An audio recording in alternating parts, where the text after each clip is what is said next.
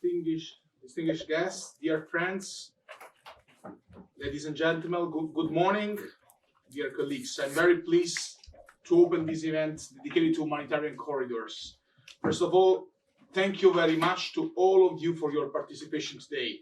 I welcome here beside me the Italian Vice Minister for Foreign Affairs and International Cooperation of the Italian government, my dear friend Emanuela Claudia Del Re, all the representatives coming from the Federation of Protestant Churches in Italy, the Community of S.Egidio, the European Churches and the Churches Commission for Migrants in Europe, and all the representatives that came from the European Commission, the UNHCR, and all the colleagues from the Italian and the European Parliament that join us today.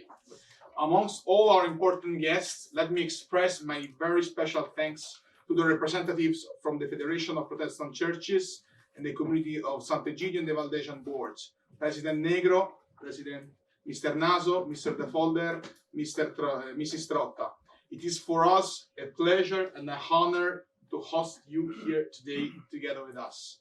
This organization has promoted a pilot self-funded initiative in Italy called Mediterranean Hope, thanks to which thousands of refugees have been given a safe and a legal pathway to protection in Europe. This group of institutions from civil society cooperated with the Italian Ministry of Foreign Affairs and with the Ministry of Interior by signing up a protocol of agreement for the establishment of humanitarian corridors to ensure the legal and safe resettlement of asylum seekers. Praised by the Pope and awarded with the UNHCR Nansen Refugee Award, Mediterranean Hope is a beautiful success story, a story of solidarity and of compassion. On the other hand, this project draws attention to the shortcomings and failures of the European political class and institutions responsible for security and peace in handling with extraordinary migration flows to Europe over recent years. Since 2015, the European leaders engage in endless and fruitless discussions on how to adequately address the ongoing refugee crisis, largely failing in providing sustainable solutions or answers. Increasing xenophobia and nationalism in Europe have led many EU member states to turn their backs not only to the other member states, but also to all the people who daily endeavor this journey of death to reach our shores. What we are witnessing is an unacceptable violation of the most basic human right, the right to life. The humanitarian corridor project proved to be a good practice of civil society and a valid alternative to the inefficient political measures taken so far. This innovative scheme of cooperation between government, NGOs, and civil society has set a precedent that could be replicated and serve as a good practice, as a best practice to inspire others, as it happened also in France or in Belgium. While solidarity projects and initiatives can be complementary pathways, they are not meant and cannot replace the legal obligations stemming from international human rights treaties. It is urgent for the European Union to agree on a comprehensive plan to tackle this humanitarian emergency. And we were stressing many times during these years about that during the discussion, of course, on the Dublin reform inside this parliament. And I would like indeed to use this opportunity to thank my colleague and dear friend Laura Ferrara for her incredible job and efforts in the Libia committee on these issues during the last years. Unfortunately, the Dublin regulation and all the files on the reform of the European asylum system, the procedures regulation to which she contributed, are still nowadays blocked in the Council.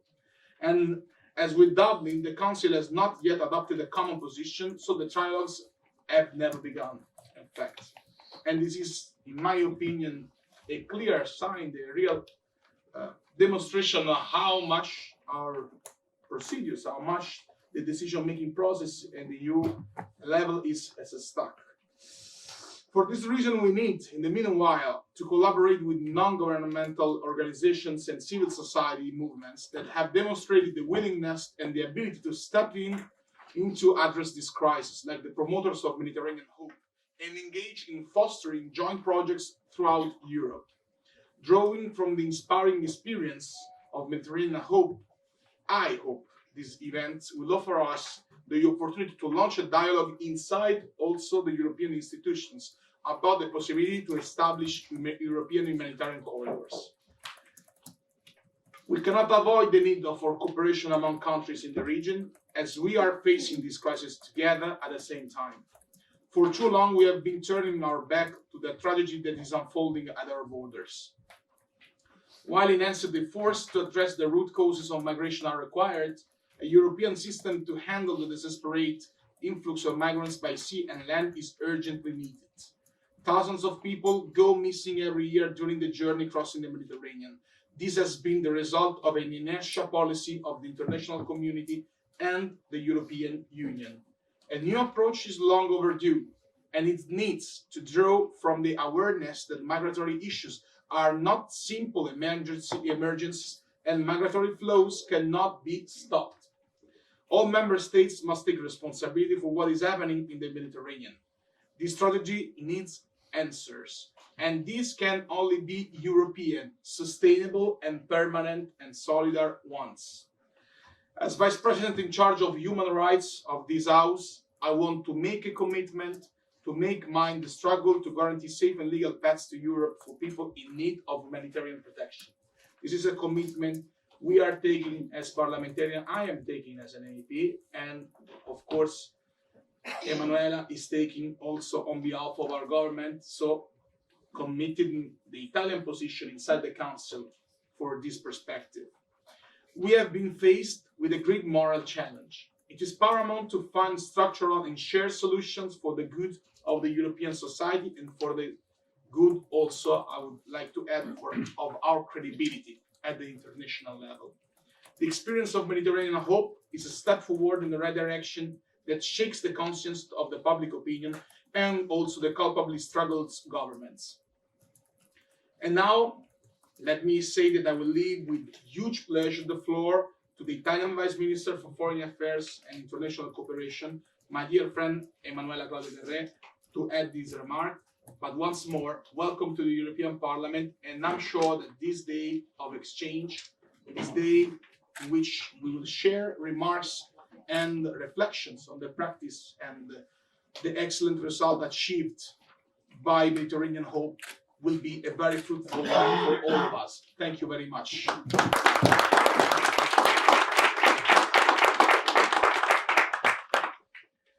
What a wonderful way to start our discussion with Fabio Massimo, Vice President of the European Parliament, talking about humanitarian corridors with such an enthusiasm, and also being so convinced that we need definitely to make the step forward and make this very virtuous Italian project become a European project that can really change probably not only politics towards immigration, but also the narrative, and it can have also a very strong incidence on our societies as a whole. I like when you say that we need to also sustain our credibility, because Europe is the land of values, and I think that we have to reinstate this every single day, especially in situations like this, in which we have something that really constitutes a fundamental and fantastic capital of experiences, of ideas, of proposals, of practices that really work. Obviously, I don't want to say things that will be said later on, because the discussion will be quite lively and I'm sure very precious, but I just want to highlight a couple of things that are very important for me to set the issue in the right political frame. I'm here, Vice Minister of Foreign Affairs, also because I want to sustain from the part of the government, under the political point of view, this very valuable project, because political support is absolutely needed.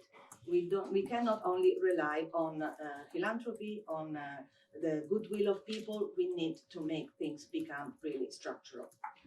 Obviously, we know very well that the project of humanitarian corridors is, first of all, a very good example of the cooperation between the parts in society.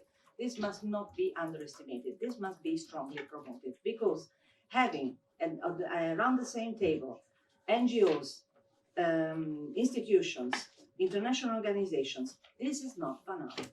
this is not banal nowadays, considering that, as we know, each of these parts are very criticized, the institutions for some reasons, NGOs for other reasons, international organizations for even more reasons, and therefore having a structure that allows the cooperation between all these parts, I think, is absolutely valuable and must be stressed out. It must become a way of approaching social issues, and especially migration issues in particular, with a strong awareness that we are the right solution. We know very well that, of course, there are some very important points that make this project particularly strong. For instance, the issue of vulnerability is something not to be underestimated once again, because vulnerability is a very controversial concept. We know very well that in some cases that this vulnerability is even denied, even when it's absolutely obvious. But in this case, vulnerability is carefully scrutinized, which is a guarantee that we are really talking about vulnerability. And more than that, this scrutiny is also carried out without any sort of discrimination, meaning that there is no ethnicity taken into account, no religious aspect. Everything is done for the specific individual because the criteria are only related to vulnerability. Then, obviously, there is another very important aspect, which is also, I find, quite difficult in the current times, the voice of religious organizations.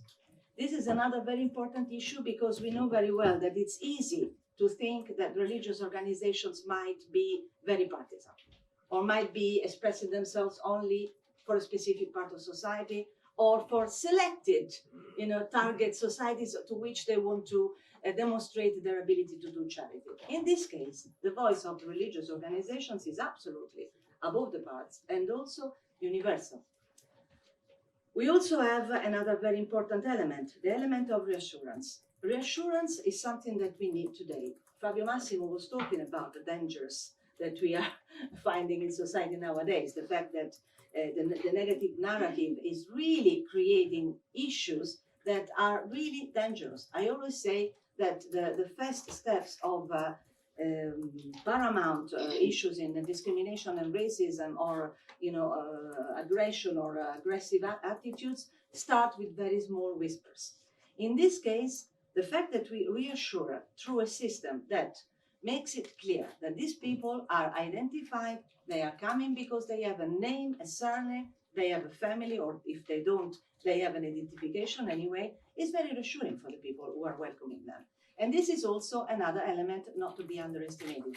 Reassurance is very important nowadays, in which the narrative identifies migrants or vulnerable groups in the very, let's say, vague, undefined ways that really give the opportunity to people to create fantasies that are really very far from reality. Then we have another very important element, private sponsorship. In our societies, we want people to take the responsibility for their citizenship in the way they interpret their citizenship. I think that the issue of private sponsorship in this particular case of the humanitarian corridors is wonderful because people take the responsibility of their citizenship and decide automatically, autonomously to become sponsors.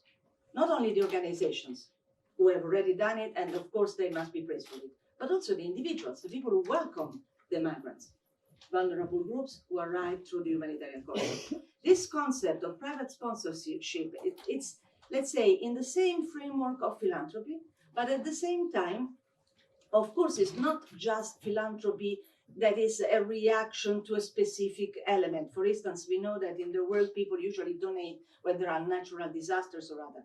This is philanthropy that becomes structural to society. An idea of interpreting the participation in society, which is absolutely wonderful, I find. And in this particular project, we emphasize this.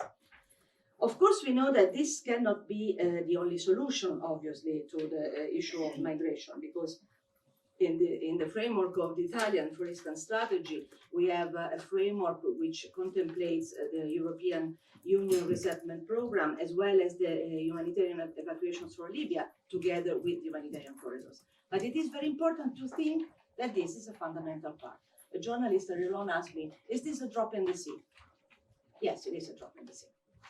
But how many drops do we need to make a sea? We can make many drops, and therefore I'm never disillusioned by this approach. I think that we are creating a drop that can really create a small pond and then build on that.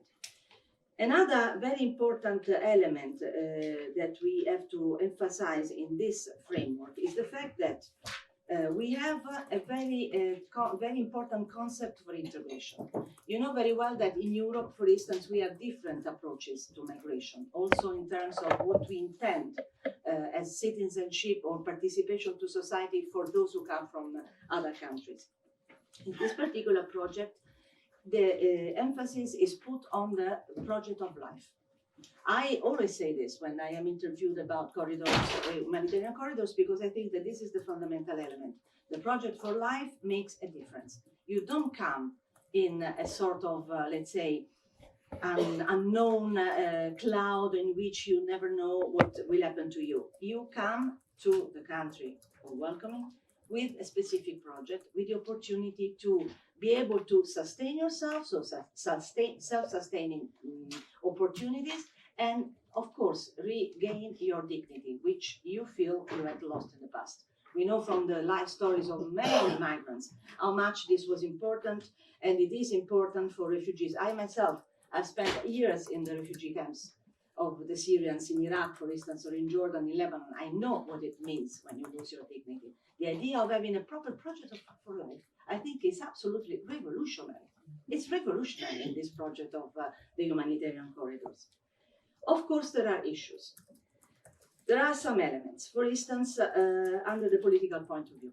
The most important political issue for me at the moment, I discussed this very thoroughly, for instance, with Filippo Grandi from UNHCR and others, is the issue of the pull factor, which is often, let's say, used as a counter argument, because it is said that if we, for instance, empty the camps in detention camps in Libya, and the voice is diffused and the rumors are spread, obviously this could be a full pull factor for those who want to come to Libya and be evacuated in the same way.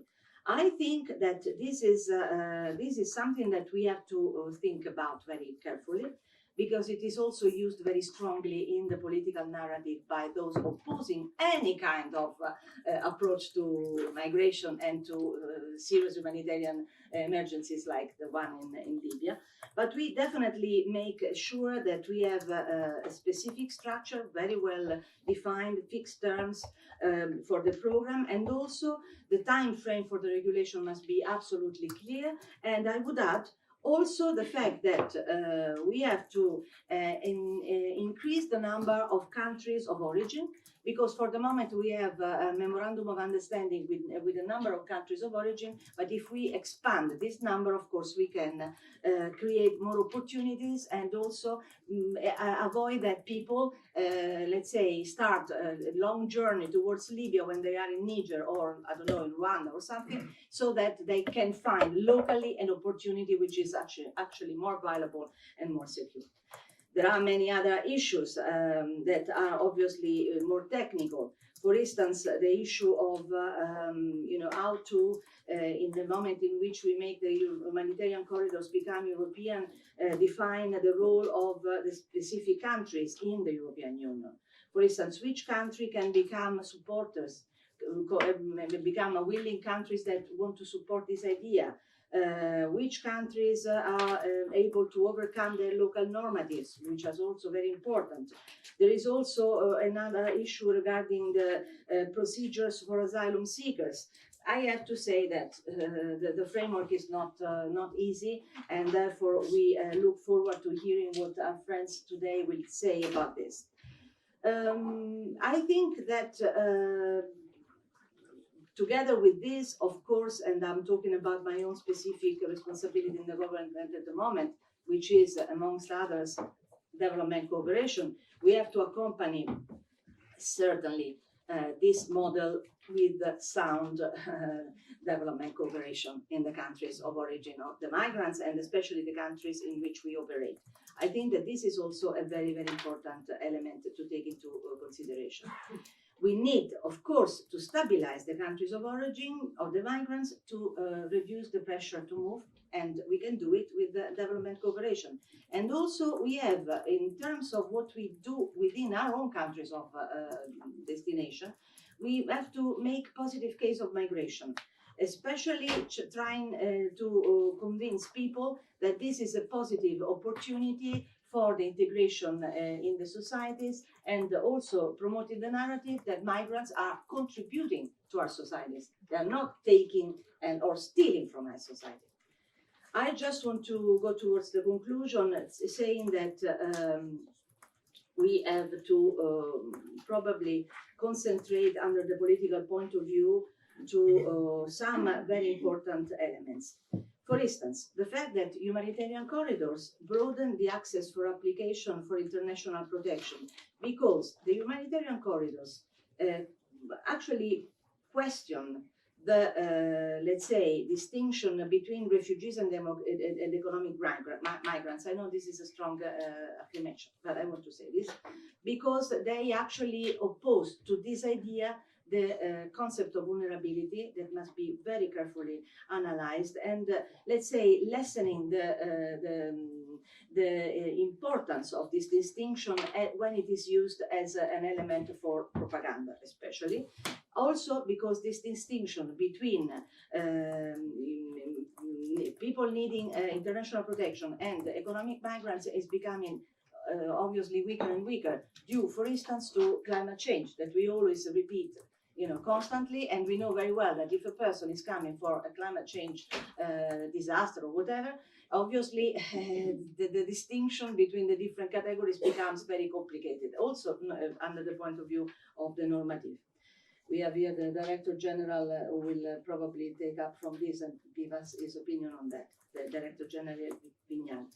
Then I want to say that the reception model that is developed by the humanitarian corridors stimulates the existing Italian, for the moment, but we hope European countries' reception system to develop better strategies for integration.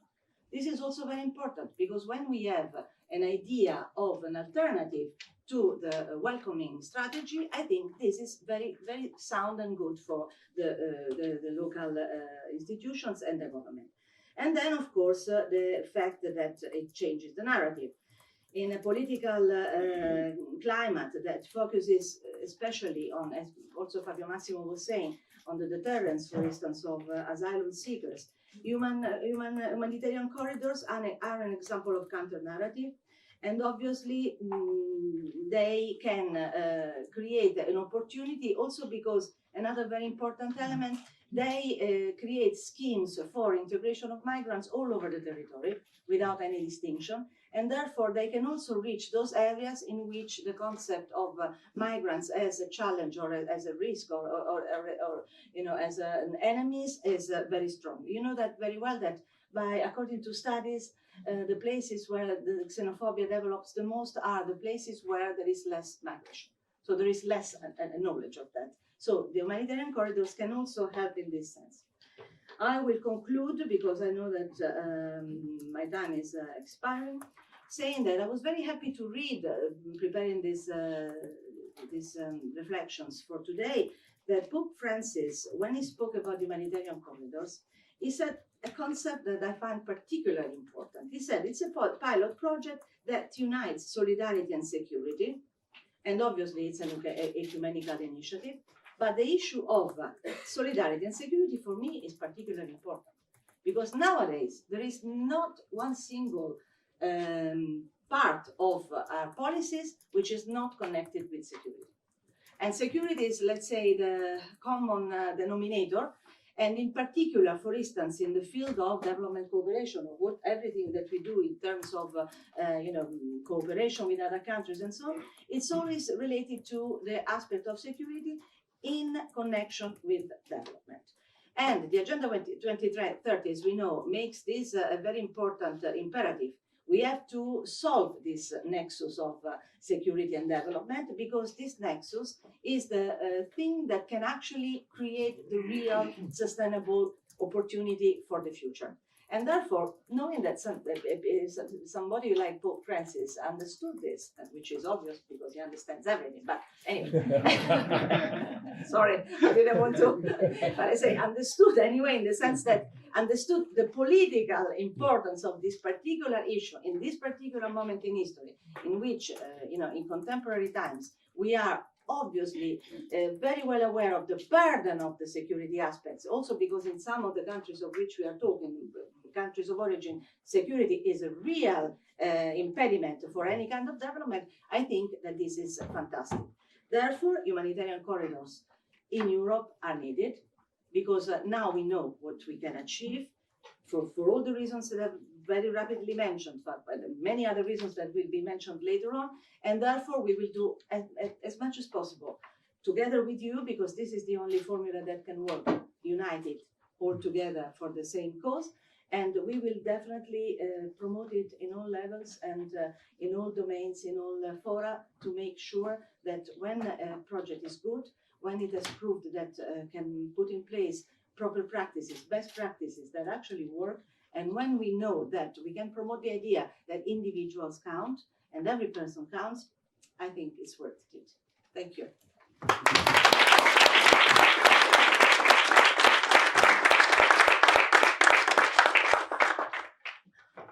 Dear Emanuela, thank you very much for this very passionate speech, coming from the experience you had, not just in your capacity of deputy minister, but also from your personal and professional experience, as you remember, many years on the ground, directly in Syria, in Iraq, in many other, Lebanon, Jordan, many other difficult countries that are facing and the real issues of this crisis on their skin, I would say. And now let me give the floor with huge pleasure to Reverend Luca Maria Negro, that is the president of the Federation of Protestant Churches in Italy, to also add his remark and his reflection. Please, Reverend. Good morning, everybody.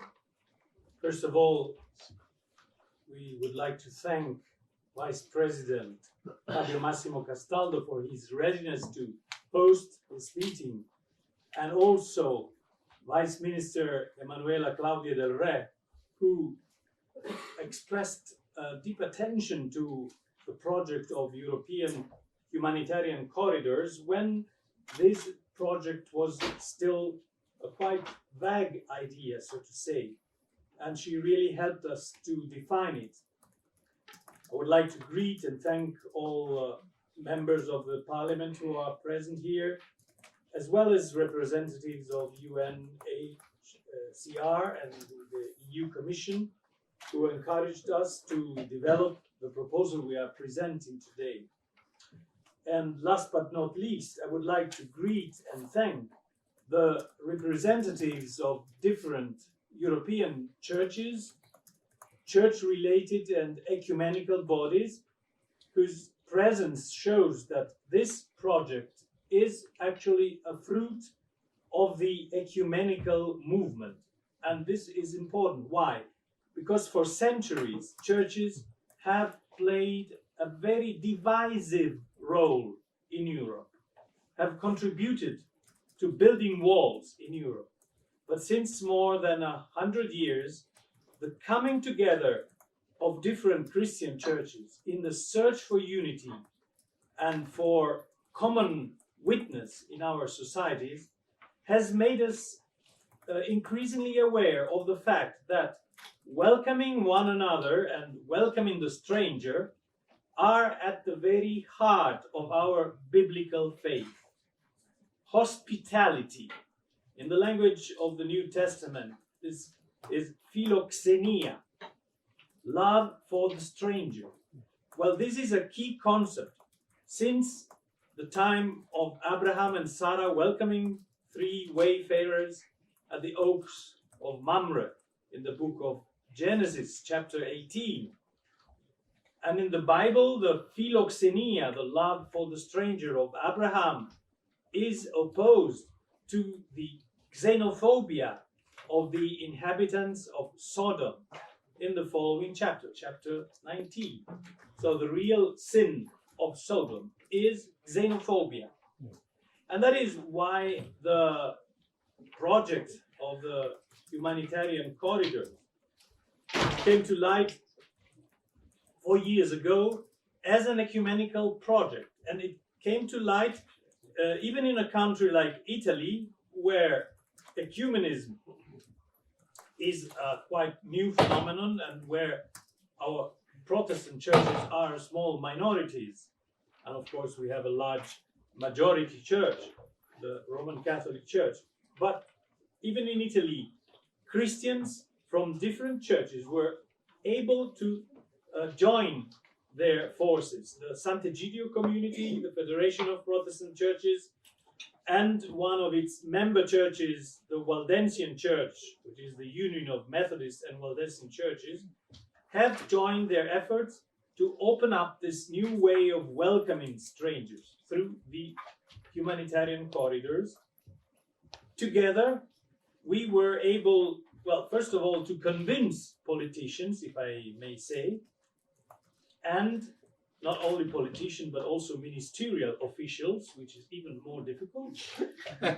Together, we were able to bring to Italy safely, in a safe way, hundreds of asylum seekers, of vulnerable subjects, of victims of war.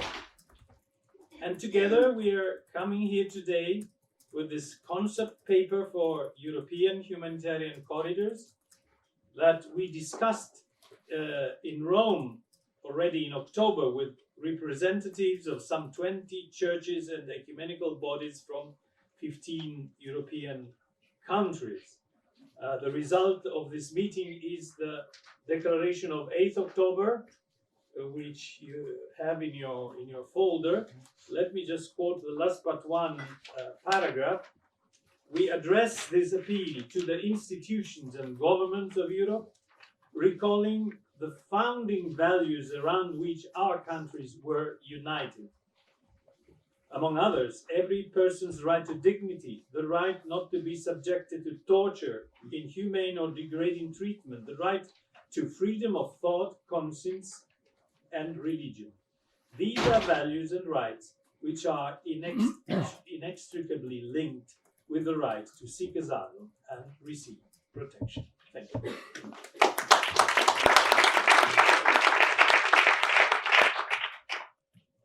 Thank you very much, Reverend. And now I'll give the floor with another protagonist of this wonderful experience and, as I said, success story of the Mediterranean Hope. That means the community of S.Egidio, and to Mr. Jan de Folder, that is his representative at the European office. Please.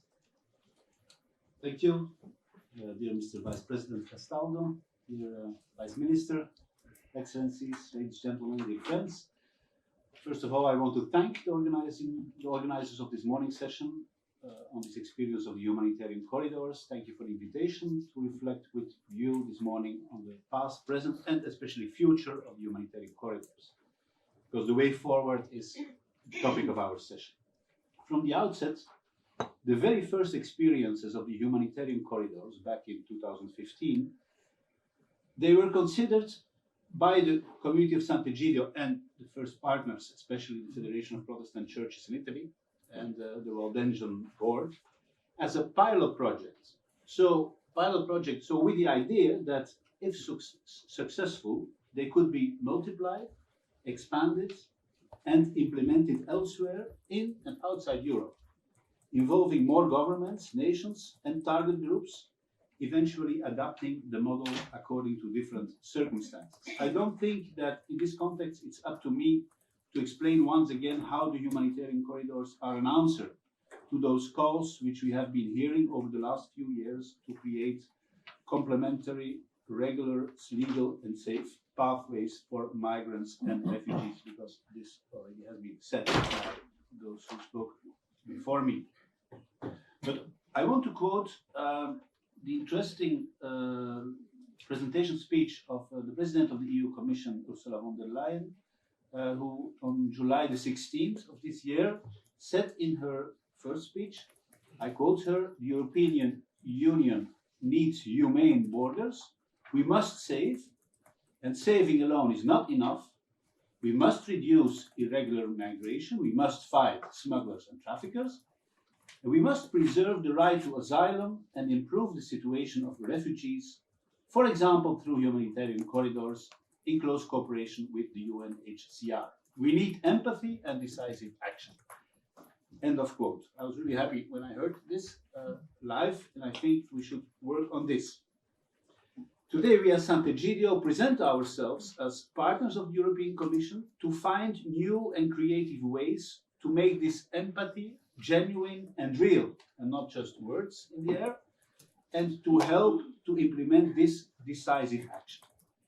This morning, I want to underscore that the humanitarian corridors is a project that is born of creativity, imagination, out-of-the-box thinking, and also a clear willingness not to give in to this globalization of indifference, about which, if I can quote him once again, Pope Francis has warned, and therefore not to be just passive and indifferent bystanders vis-à-vis the humanitarian tragedy which is taking place, as we speak, still in the Mediterranean Sea, in the Near East and many parts of Africa.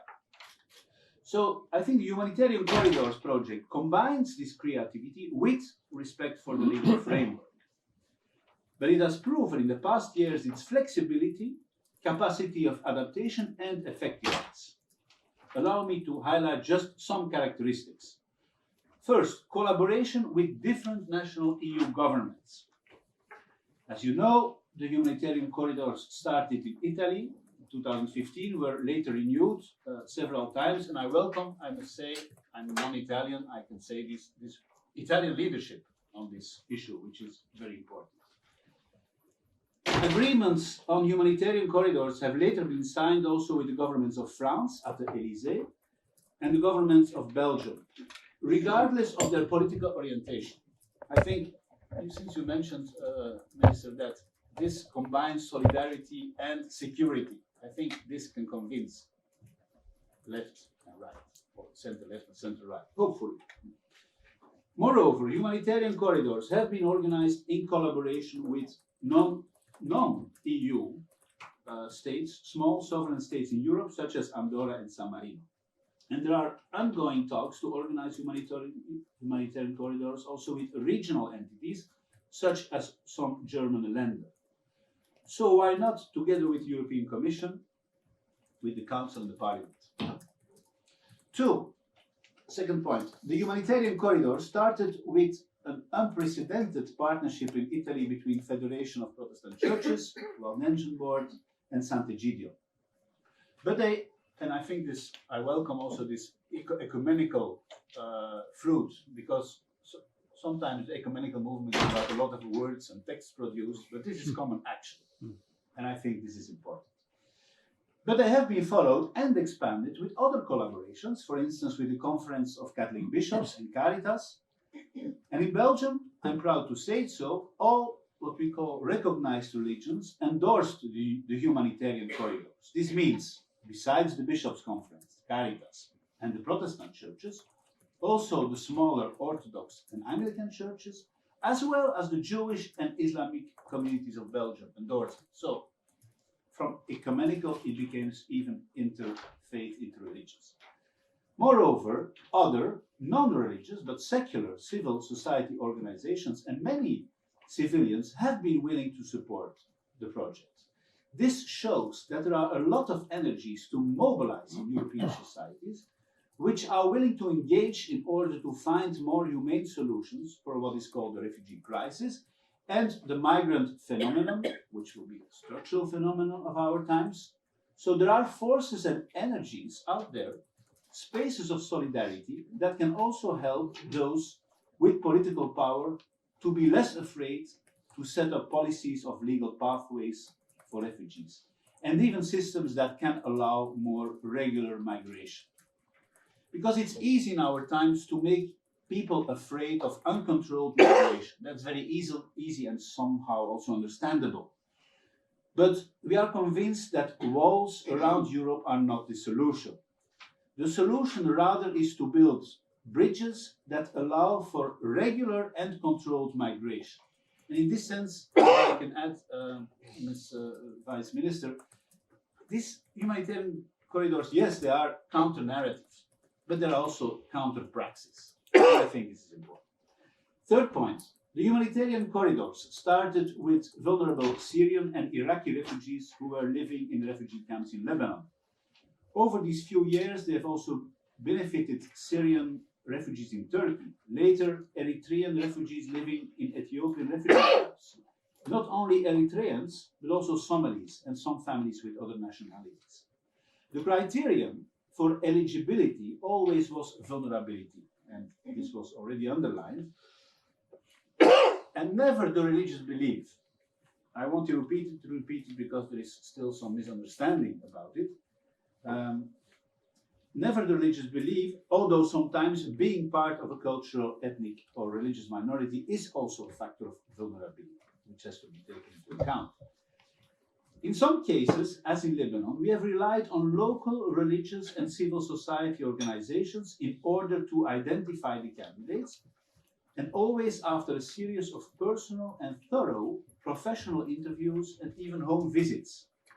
In other cases, such as in Ethiopia, we have worked closely together with UNHCR. We are happy about this collaboration. The UN organization eventually selected the Humanitarian Corridor project as the European winner of the Nansen Refugee Award in September of this year, as Mr. Vice President has already recalled. Last week, what is called a humanitarian corridor was also installed with the island of Lesbos, where some 30 refugees stuck on the Greek island were allowed to come to Rome, Italy. An initiative of Pope Francis and the papal almoner Cardinal Krajewski in partnership with S.Egidio. And we are willing to repeat and expand the experience. It's not about resettlement, but relocation, in an effort to help alleviate the intolerable situation on the Greek islands and to help to relocate the refugees who are stuck there. Fourth and last point, the humanitarian corridors are not just about safe and legal passage for vulnerable refugees and private sponsorship. They are also about active help to integrate refugees into the welcoming societies, thanks to parishes, local communities, volunteers of all the partners involved in the project, and even groups of citizens formed ad hoc. This aspect of personal welcoming and integration of the refugees is part and parcel of this Humanitarian Corridors project and a critical factor of its success. Last week, in another session we had here in Brussels, Ms. Valérie Régnier, who I welcome here, responsible for S.Egidio in France, explained this with some telling facts and figures for France. She said, of the more than 420 refugees welcomed into France through the humanitarian corridor, not one single family has left France. Moreover, most of the families have continued to live in those villages and small cities where they were welcomed, even after the 1 year in which they were supported financially and materially by the local communities. So no rush to Paris or Marseille. This shows the success of the integration factor of the project, thanks to the willingness of this efficient network of thousands of volunteers and benevolent civilians scattered all over the territories. It's time for me to conclude. I just want to reaffirm on behalf of the community of S.Egidio that we strongly believe in this model of humanitarian corridors as a model for more European and even extra-European countries, and for the European Union as a whole. So we are fully in support of the plan to set up a form of humanitarian corridor for those refugees stranded in Libya or neighboring countries, and call on the European Commission, and especially the governments of the European member states, because the problem often is more in the Council and the Commission, to help them realize. Thank you very much.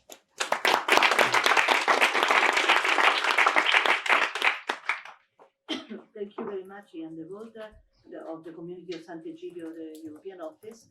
I would like now to give the floor to Alessandra Trotta, who is the moderator of the Valdesian Board. Please, you have the floor. esteemed Vice Presidents, authorities, ladies and gentlemen, I join the previous greetings and thanks to those who made this event possible. I think that this is a very important opportunity we have today for a variety of reasons that I'll shortly summarize in 3 considerations. First, we are here because we feel a strong responsibility to act. Responsibility is a moral duty, the need to do what we can do to overcome a situation of massive injustice, despair, and violence. According to institutional and private sources, this is what Libya and the other countries in the itinerary to Libya are today. And we complain that the international community couldn't arrive to a shared platform to grant basic human rights to people in need and in a vulnerable situation who are fully entitled to get international protection and asylum. The time to act is now, and we are confident that a new alliance of brave and visionary people from the institution as well as from the civil society and churches can make the difference. Secondly, we are here because the Valdensian and Methodist churches in Italy found and support also hundreds of development and relief programs in the global south. So we are fully aware of the importance to strengthen the international cooperation. We can do this thanks to so many Italians who every year address the 8 per thousand of their income tax to the Union of Valdensian and Methodist churches. Most of them are not Valdensian and Methodist, and I think that they are just a little part of the larger population in Italy and, I believe, in the other European countries who want to resist to the calling to hate and prefer to think that living in solidarity, respecting human dignity and rights of every person, make their life more secure, more free, and rich. But this is just because we are aware of the importance of the cooperation that we must admit that in some cases and for some people, migration is the only viable and possible way. And as we know, legal and safe passages to the European Union are extremely limited. So we are here also to stress the importance of a new European approach to global migrations. The suggestion of Fortress Europe isn't only ineffective and unrealistic. It betrays the history and the genius of the European primacy with human rights. Finally, we are here to represent the voice of a church who suffered persecution and violence and discriminations. In the past, thousands of Valdensians had to escape as refugees. They survived thanks to the solidarity of people, liberal governments, and ordinary people who accepted and accommodated them. And this past talks to our present. For us, to respect and welcome the stranger isn't only a biblical imperative, it's the ethical approach we propose to the public debate and to our institution. As a church, we aren't entitled, of course, to make laws, but in a living democracy, we are in the position to appeal to the legislators to act with justice and vision. And this is exactly what we want to do here today. Thank you.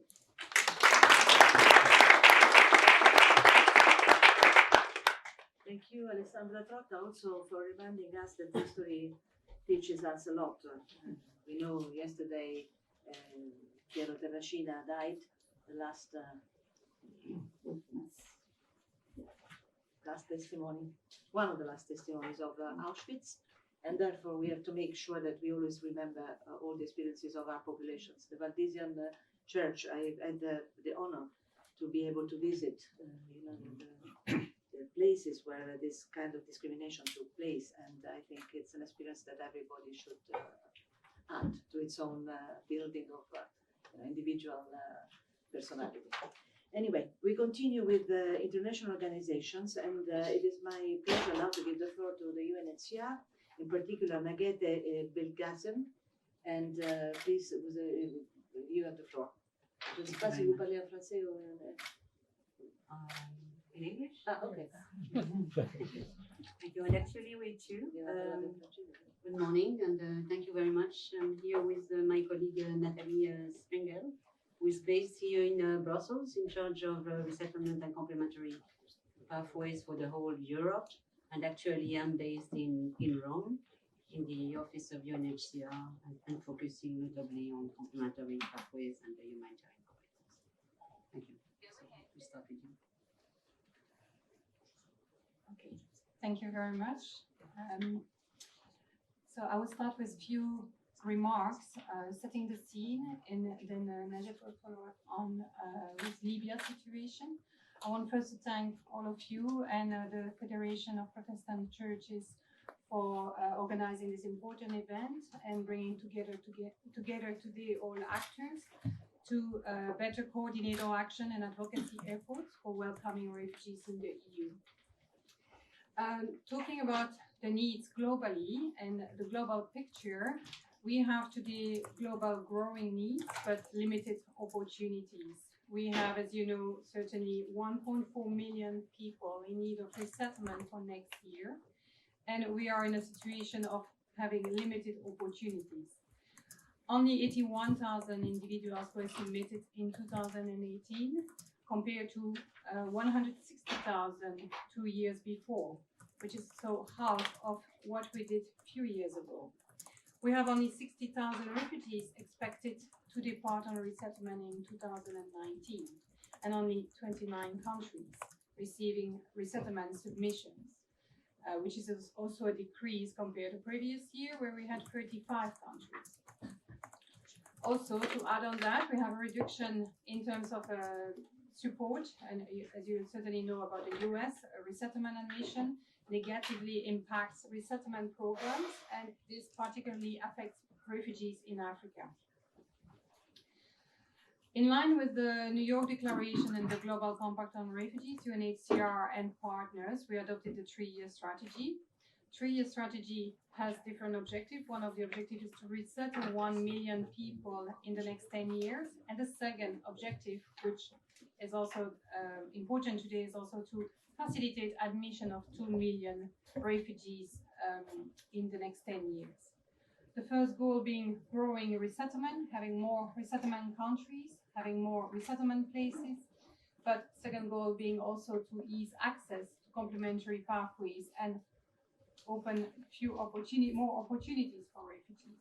And a third goal is also to build a foundation and promoting welcoming society and inclusive society, to engage more local authorities, local communities, municipalities, and citizens in supporting refugees. Now, in the European context, we have good progress in terms of ongoing pledges, with the 50,000 pledges and a high implementation rate close to 90%, more than 43,000 departures. But if we look at the needs, it's a drop in the ocean. At this time, the EU contribution and different initiatives are crucial for refugees to show solidarity with several countries hosting majority of refugees. EU leadership in resettlement has become increasingly important in recent years, with more than 40% being the contribution being above 40%.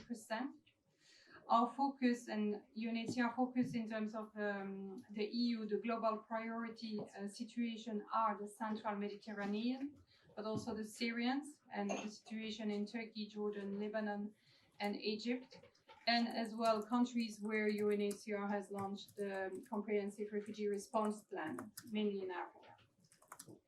Now, we need to expand complementary pathways, and the Global Refugee Forum that will be held next week is an important opportunity for all actors to show this commitment to complementary pathways. Pledges will demonstrate a collective commitment and will send strong signal of support to refugees and host countries. More can be done by different actors to ease access to legal pathways.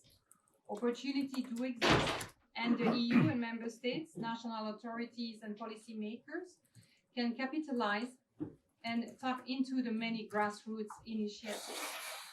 Initiatives from local authorities, cities, small territories, as well as faith-based organizations bring a positive dynamic that proactively contribute to refugee protection, but also the integration.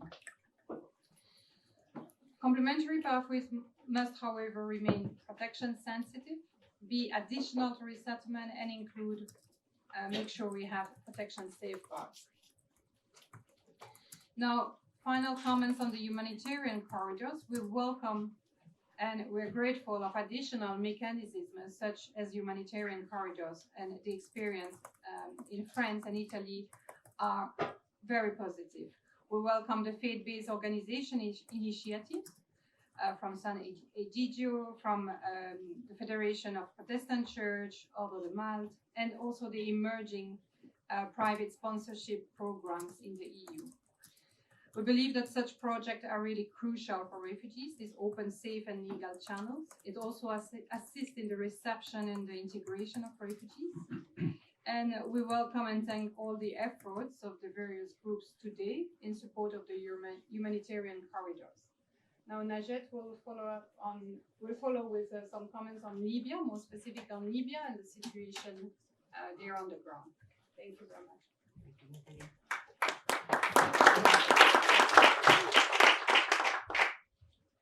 So unfortunately, with Libya, you are all well aware that the chaos is persisting there. Insecurity and the intensification of the violence is still out there. There's use of artillery, airstrikes that are ongoing. Airports are closed, so surely the one of Mitiga, Misrata is only for exit. All this pointing to a very slow path or movement towards the Berlin conference that is aimed at working out a political solution to the ongoing conflict. How does that translate in terms of our work? Continued restricted movement in terms of humanitarian access. The detention business is still out there and financing and fueling the militia war efforts. So persisting grim picture or situation of Libya, but still we've seen some small positive developments out there. One, the disruption of the food delivery in the detention centers because of the conflict has led to some spontaneous release of detainees out in the urban settings. That's one, which is considered good. The lack of coordination between the CRM, it's the government body in charge of detention centers, and the Libyan Coast Guard, has led to a non-systematic detention of persons being disembarked. So that's another small positive development out of this chaos. In addition, you may recall that we were limited for quite some time in accessing only 7 nationalities considered as refugees. Now there are many more, also thanks to the confusion around. So we have access to more than 7 nationalities. Now, in terms of figures for Libya, up to now this year, we have had around 8,000 persons that have been disembarked in 2019 to Libya.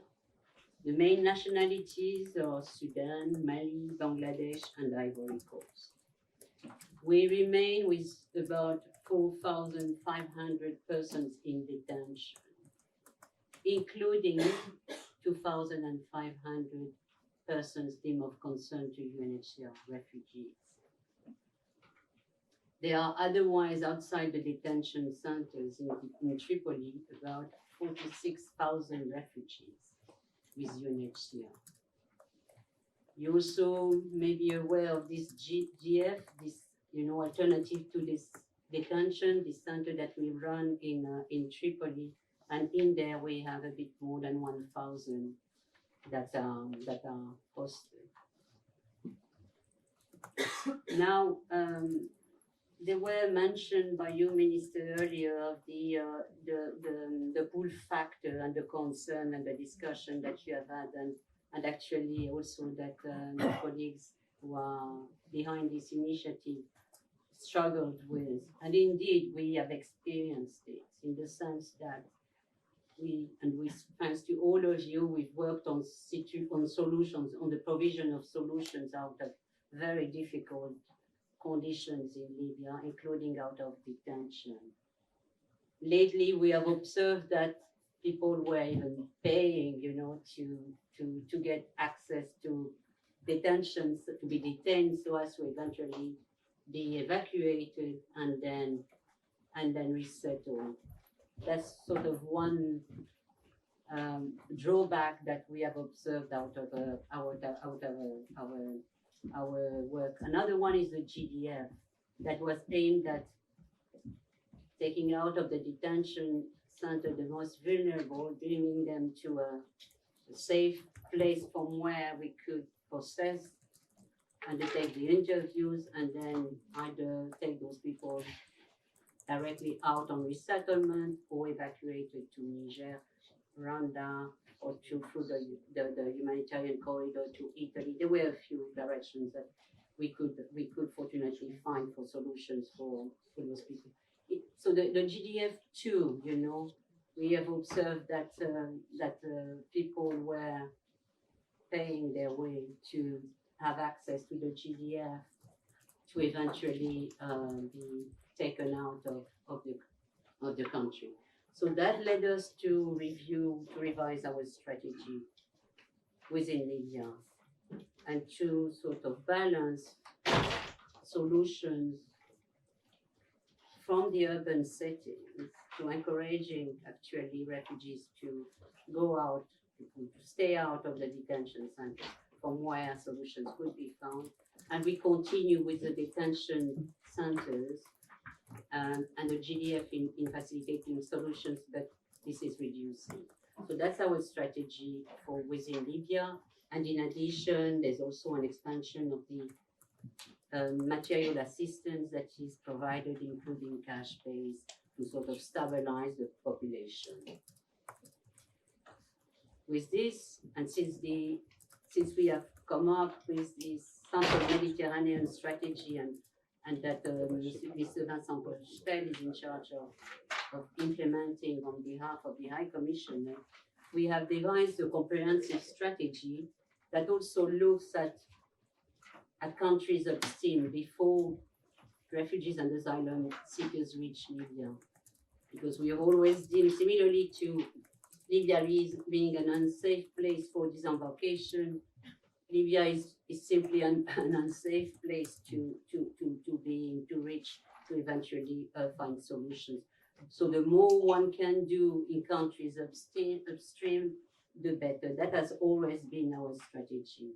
So this is why, in terms of resettlement, we have come up with these 15 countries that are part of our resettlement strategy. And it is not only for resettlement, it's also for complementary pathways that we are striving to provide solutions before refugees come to Libya.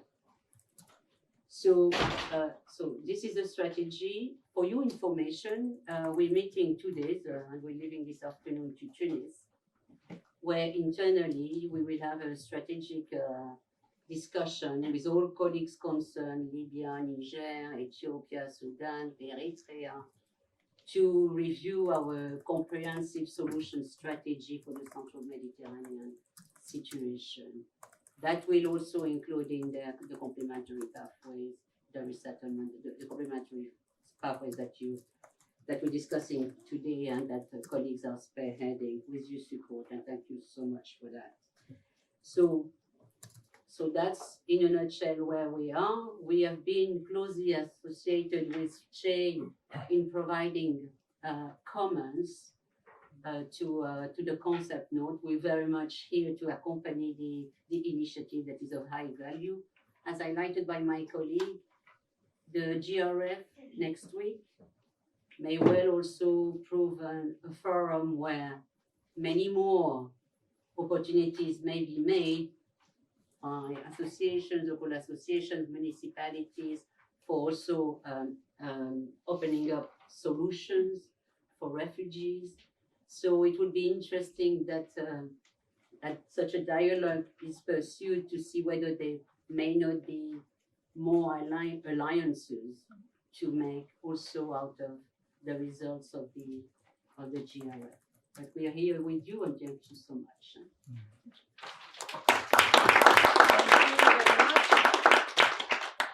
I just want to say that Italy is the only country that actually is direct evacuation from Libya. You know that, and we also hosted, but Director Vignali will probably mention this later. We hosted recently a song on Libya, in which all the actors involved were called to reflect and to brainstorm on this particular issue. It's a complicated issue, but we are there. Thank you very much. I would like now to give the floor to Professor Paolo Naso, who is the coordinator of Mediterranean Hope Program of the FCEI, and of course not only this, because he's a very active person in promoting the corridors and the values behind the corridors. Thank you, Paolo. Good morning. Thank you, Vice Minister, authorities, church leaders, ladies and gentlemen. It's my high pleasure and honor today to share a concept paper aiming to open European humanitarian corridors to grant asylum and international protection to people in situations of danger and acute vulnerability settled in Libya and in the surrounding region. The paper has been a work in progress, enriched by appreciated contribution by officers of the Italian ministries of Interior and Foreign Affairs, as well as of the UNHCR and other agencies. So I want to thank you all for this support and attention. The core of my presentation will not be my consideration, but mainly two questions. If at the end of this morning we will have an idea how to answer to this question, I think that the day of today will be very, very important for our future action. So let's think about the two questions that I will raise later on. The measure that we are proposing today has to be considered only one tool among others to grant asylum and protection, developing the pioneering experience of the humanitarian corridors managed in Italy, France, Belgium, Andorra, and other EU countries. We are very aware of the legislative differences and policies among EU countries regarding asylum and humanitarian protection, and consequently, we suggest a flexible model, a way to integrate within different national legal frameworks by building on existing complementary pathways, such as humanitarian corridor based on Article 25 on the Schengen Visa Code, community sponsorship programs, medical evacuation, and resettlement. The peculiarity of the proposal is to suggest a multi-stakeholder approach involving government, NGOs, and civil society, including churches and ecumenical bodies.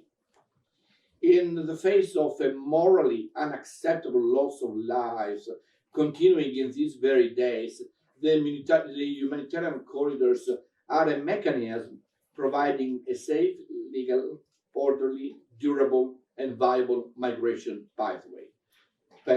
Let me underline why durable and viable.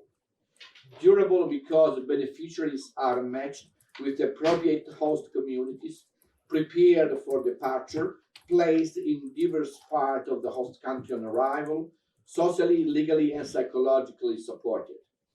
Viable because of the responsibility of the program from the regional crisis to the arrival in Europe is shared among diverse actors, including governments, NGOs, civil society, as well as churches and ecumenical bodies. Let me go now to more specific points.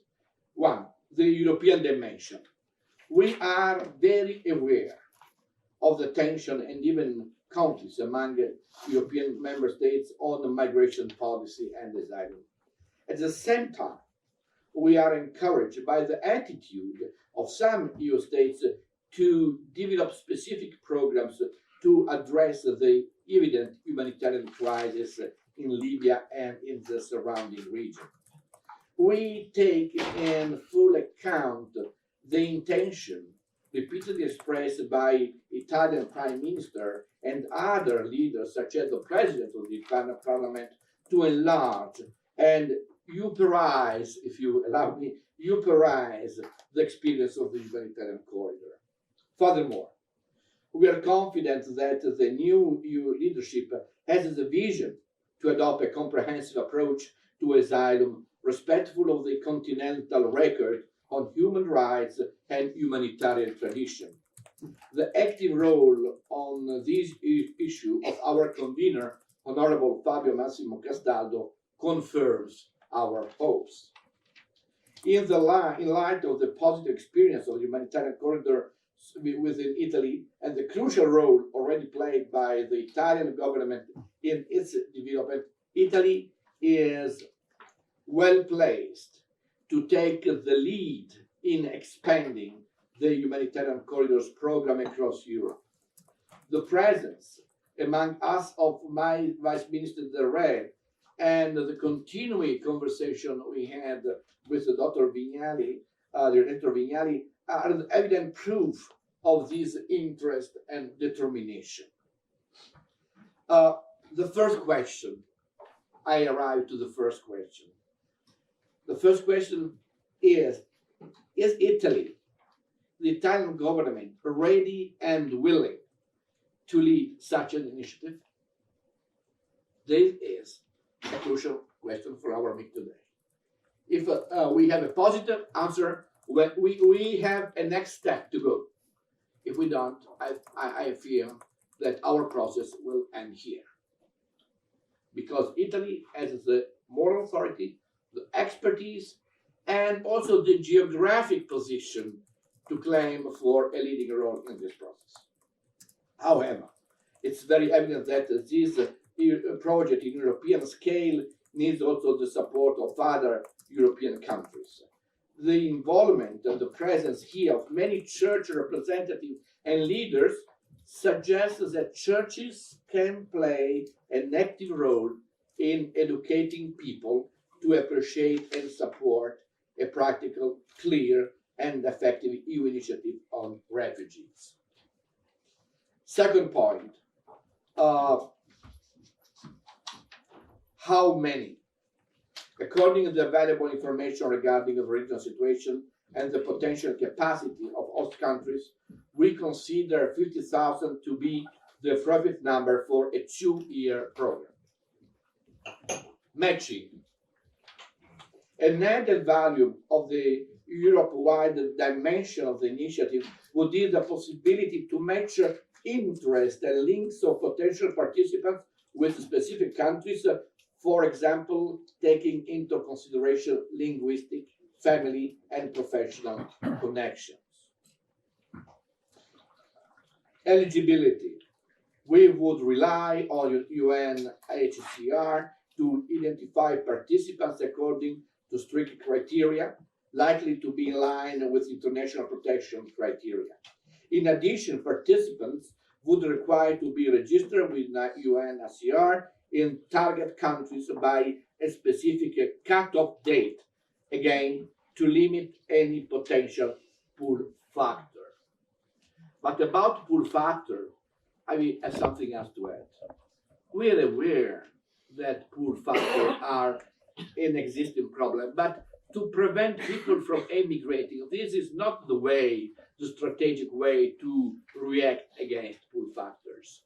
The real reaction to pull factors is to create stability in the countries, to recreate a balance among some countries that are in the region of crisis. In this sense, humanitarian corridors, even European humanitarian corridors, are just a little part of a more complex scenario involving international cooperation and policies of stabilization of area of conflict. Without these two dimensions, cooperation and stabilization, there is no way to contrast so-called pull factors. Integration. It has been a key factor for the success of humanitarian corridors naturally implemented. And I don't spend time because I think that my colleagues express very well what I mean. As known, the part experience of a humanitarian corridor has been totally self-funded. But a program on larger scale requires public, national, and European resources. A specific budget line is essential to support the program. And this is my second question, exactly to my friend, Vice President Castaldo. And the question is the European Parliament and the Commission ready to consider the possibility to budget a line specifically addressing the European humanitarian corridors? Because if we want to get other countries involved on board, we need to offer them something. Also, those who are in the general perspective in favor of this idea needs a support, an encouragement to do something that occasionally can be a little bit problematic in the relation with their public opinions. So a budget line is essential. These are the two crucial questions of the day. Monitoring. The Federation of Italian Protestant Churches and with other partners have recently implemented a new monitoring system for the pioneer Lebanese corridor. Supported by MPI in the context of a EU Frank project, the Federation has developed a pertinent set of indicators which permit progress to be tracked and evaluated through record keeping and direct feedback from beneficiaries and staff. The existing tool currently monitors pre-departure orientation, travel, and the post-arrival experience, including integration, at 2 points, namely at 6 and 18 months after arrival. Like others, we acknowledge that integration is multidimensional and can depend on a broad range of factors. This monitoring tool could be adopted to measure progress in implementing the proposed project. We foresee a continuing role for FCEI, S.Egidio, Tavola Valdese, and other partners in working with other stakeholders to effectively monitoring and grant an evaluation in each phase of the program. Last point is communication. We acknowledge in order for the program to be adopted successfully, it will need to be accompanied by an information campaign, which raise awareness of the positive impact on beneficiaries and host communities of the pioneer corridors and the potential benefit of expanding the concept. In these very days, some very interesting books have been published telling the wonderful stories of the humanitarian corridors. One journalist and writer from S.Egidio community wrote a book listing and naming and describing the hundreds of experiences of reception in their variety, in their creativity, and let me say also in their beauties, in their wonderful moral beauty. And I think that the dimension of communication will be very strategic. Let me go to a short conclusion. In the book of Ecclesiastes, of the Bible, we read, "Whatever your hand finds to do, do it with all your might." It's an appeal to be concrete, practical, and ethical. It's a Bible quotation, but its words are very secular in their essence and don't challenge the people of faith only, but I do believe these wars challenge any human being and any human institution. So, ladies and gentlemen, this is our appeal today. Whatever our hands find to do, do it with all our might to show that Europe has a soul capable to generate creative policies of justice and human rights. Thank you.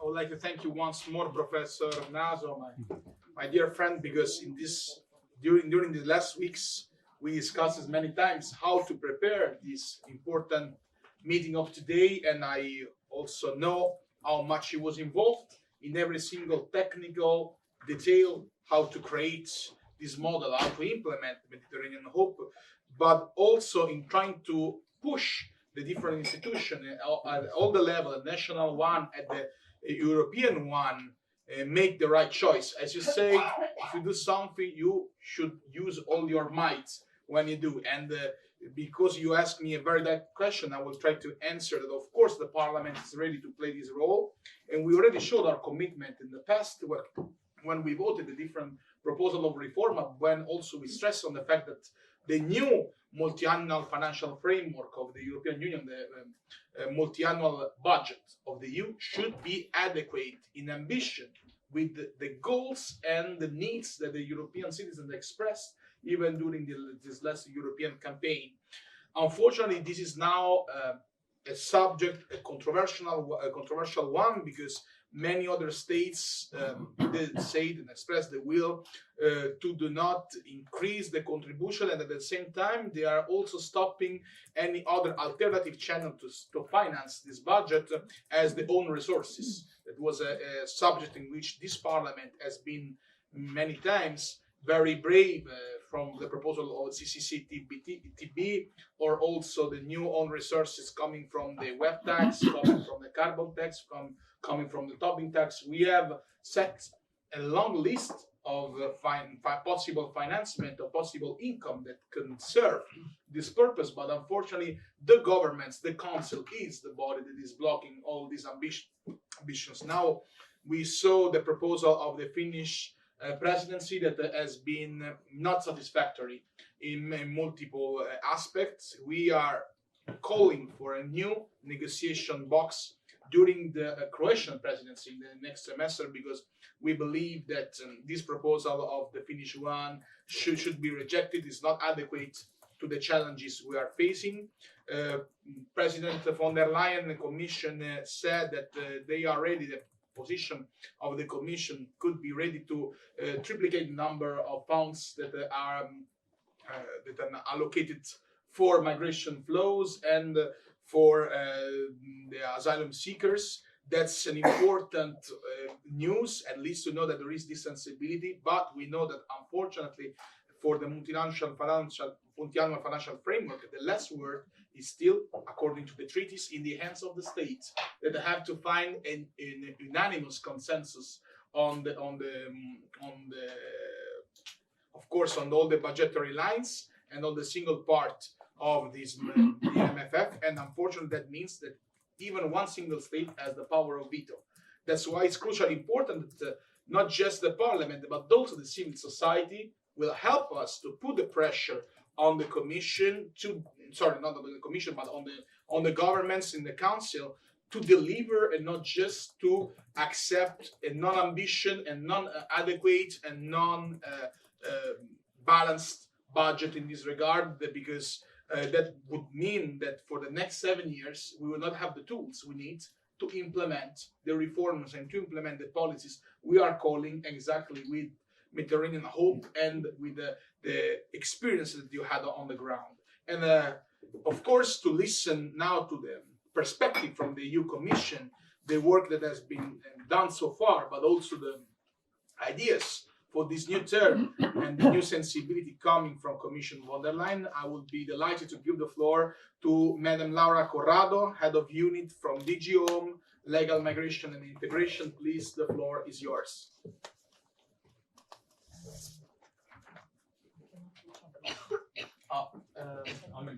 Maybe somebody now, try now. Yes. Yes, thank you very much. Good morning, everybody. Thanks for the Honorable Castaldo for organizing this and to all the participants for the important contributions on the matter. I think we are at a very timely moment now because, as you know, the new Commission is now reflecting and preparing the new approach on migration and asylum. So what we have called, the President has called the new Pact on Migration and Asylum. Which is, of course, a very also still controversial issue, as it has been recalled. We have been discussing for many years the reform of the asylum system, and we know that there are blockages and divergences of interest across the member states. So now the attempt is really to try to bridge the gaps and the divergences and to find a consensus on a new system for migration and asylum, which is humane, which is fair, which is effective. And try to have a new vision for Europe on these issues. It's not easy, as you know, the Commissioner Johansson, Vice President Skinas started to meet all the member states, going into all capitals to discuss the best way forward on this. And we will come in the first half of next year, presumably, with a new approach and proposals covering the whole reform of the asylum and migration system and trying to unblock the gridlocks that exist today. I would like to say that, nevertheless, when it comes to the legal pathways for protection, I mean, we haven't progressed so much on the legal migration part as such. We had the only proposal we had, the blue card, was blocked, and also the proposals on asylum are still blocked. But still, we have managed to make some progress on resettlement, for example, and I think this should be mentioned that since 2015, thanks to the EU-funded schemes on resettlement, we have managed to reset over 65,000 refugees from the priority areas identified also by the UNHCR, so the situation in Syria, the Central Mediterranean. And this has been increasing the uptake of resettlement, so that now the European Union is responsible, is leading the resettlement effort with a substantial share. Unfortunately, because other players have withdrawn, this is the sad side of the story. But still, it has increased on the European side. So I think this is a very positive development, and we should acknowledge that. We are also happy as Commission that for 2020, the pledges from the member states have exceeded also our expectations. So we have now 30,000 fresh pledges for resettlement, for which we have managed some struggles to secure the financing, but the financing is there, will be there. So I think we can tell a positive story on resettlement. Of course, this is not enough. The needs are much higher, we are aware. But I think we should say that there has been also an increasing participation of member states to resettlement efforts beyond the traditional resettlement countries. And this is very positive. And on the Commission side, we will continue to encourage that and to have more and more member states. And actually, this is also what we will present at the Global Refugee Forum. The EU also results in terms of solutions, resettlement, but also integration, and so on. So this is something that we will discuss and present at the Global Refugee Forum also next week as EU and as Commission. I also want to recall that we have a resettlement framework which is still on the table, unfortunately not yet adopted, but on which there has been a provisional agreement between the co-legislators. And this is very important because besides resettlement, the text on which the co-legislators broadly agree also includes humanitarian admissions, which is also something that does cover the humanitarian corridors. So I think it's very important. We hope that this proposal will be adopted as soon as possible next year, so that we can have a stable and predictable framework which covers both resettlement and humanitarian admission. So this is something that for the Commission is very important. Of course, there are linkages to other proposals on asylum which make it complex, but we are hopeful that we can have an agreement on this text very soon with the support of the Parliament, of course, and then this will also ensure a more predictable support also in terms of financing for the future under the next multi-annual financial framework. This is about resettlement. Now, coming to the complementary pathways. This is a concept I think invented by the UNHCR somehow in its 3-year strategy, but which we also fully support. And we think that indeed it is important that alongside resettlement, there are also other possibilities, other pathways for admitting people in need of protection. And of course, humanitarian corridors are an important part of it. I mean, the concept of complementary pathways is broader because it can cover also other examples, for example, the admission of students. There have been examples, I think, also in Italy of university corridors for Syrian refugees. This is another interesting example in partnership between universities and other possible pathways that can be developed. So we do support this, and we are very keen to discuss also with the member states how to further develop all these complementary pathways alongside the resettlement. Something very important that has been mentioned is the private sponsorship elements, which applies both to resettlement but also to the humanitarian corridor. So the involvement of the civil society, both in the preparation and the pre-departure, as in the example we have seen of the humanitarian corridors, but also, and maybe more importantly, or equally importantly, the integration aspect, the reception and integration aspects after arrival, by involving the hosting communities and the citizens. And I think this is something very valuable that you have also developed in your projects, and that is indeed the recipe for success, I mean, for a sustainable solution. Coming now to the humanitarian corridors specifically, because it has been recalled indeed that this is something that the President von der Leyen has mentioned in her guidelines, in her political guidelines, in the speech before the European Parliament when she was approved, and that is also in the mission letters from the Vice President Skinas and from Commissioner Johansson. So this is something that we are going to support. I have mentioned that if we have an agreement next year on the resettlement framework, this is something that will be covered also legally in the framework on resettlement and humanitarian admission, and this will be certainly the best solution for the longer term. In the meantime, we are now looking at ways to support this both politically but also financially, within, of course, the constraints, the budgetary constraints that we have. But on that, I would like to mention various things. First, that we have supported through the Asylum, Migration and Integration Fund the humanitarian evacuation from Libya to Italy, So this is something we have been supporting and that we will continue to support. We have also supported the emergency evacuations through the emergency transit mechanism from Libya to Niger and Rwanda, and this is something also that we will continue to do because this is very important.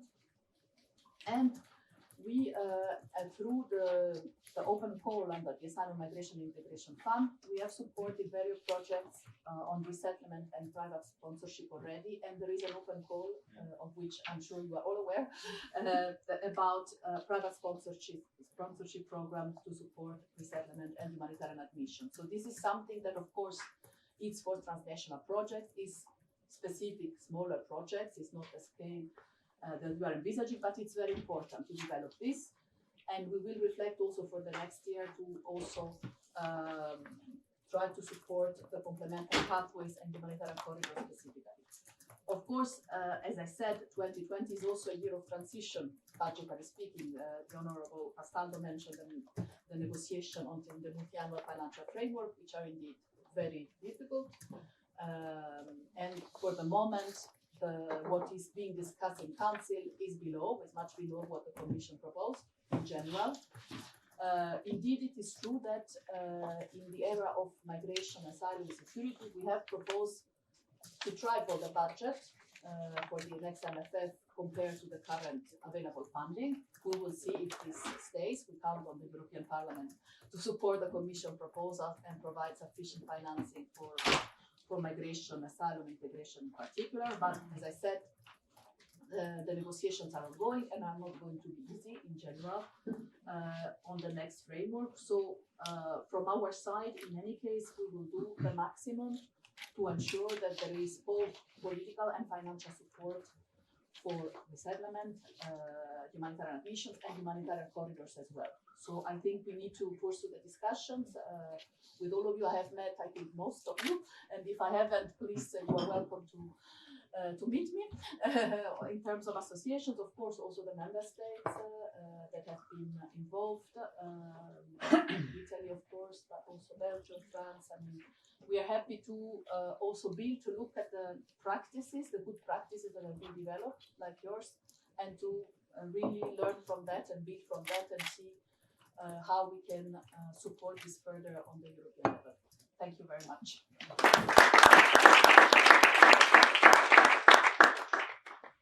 Thank you very much. Now we go to the perspective from the churches, and I would like to give the floor to Thorsten Motz, Executive Secretary of the Churches Commission for Migrants in Europe.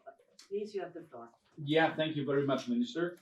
For those of you who don't know CCME, which I have the privilege to be General Secretary of, it's the ecumenical umbrella of churches across Europe, Protestant, Orthodox, Anglican mainly, including the Federation of Protestant Churches in Italy, a similar organization. And therefore it's very nice to be here on this event of the colleagues. Laura was very much mentioning resettlement, and I had to think of the situation some 15 years ago when we had invited for an event here with an MEP on resettlement. The situation was such that half of the people who attended thought we would be talking about return policy because resettlement was so unknown. And Europe together, the EU was resettling 3,500 people. Next year we're at 30,000. If something similar happens with humanitarian corridors, I think we could be happy within 15 years. So let's be optimistic about it, or even more optimistic. I think it's very fitting that we're here on International Human Rights Day and that we are being hosted by the Vice President of the Parliament, whose remit is human rights. Because basically what we're talking about is a human rights issue, a right to human life, to human dignity. And that is obviously something we're holding very, very dear as churches, based on our conviction that the human being is created in the image of God. I have the privilege to bring you several greetings. You will see that Reverend Krieger was supposed to be here. He comes from France, which means bad luck, no trains. So he won't be there. But he asked me to convey his greetings to you. He very much thanks you for the efforts to promote human dignity and human life, and very much supports the project of humanitarian corridors. As it has been mentioned, the French Protestant churches have been quite involved in the respective program in France. We have last week, as CEC, Conference of European Churches, and CCME addressed a pre-Christmas letter to the 3 new presidents of the EU institution under the title Exercise Solidarity, Share Responsibility, Show Leadership. We have supported a number of initiatives, and humanitarian corridors feature very, very prominently. I also conveyed the greeting of Bishop Robert Innes of the Anglican Diocese in Europe, which very actively, through membership in CCME, but also through direct contacts, participation in the event in October in Rome, supports the project.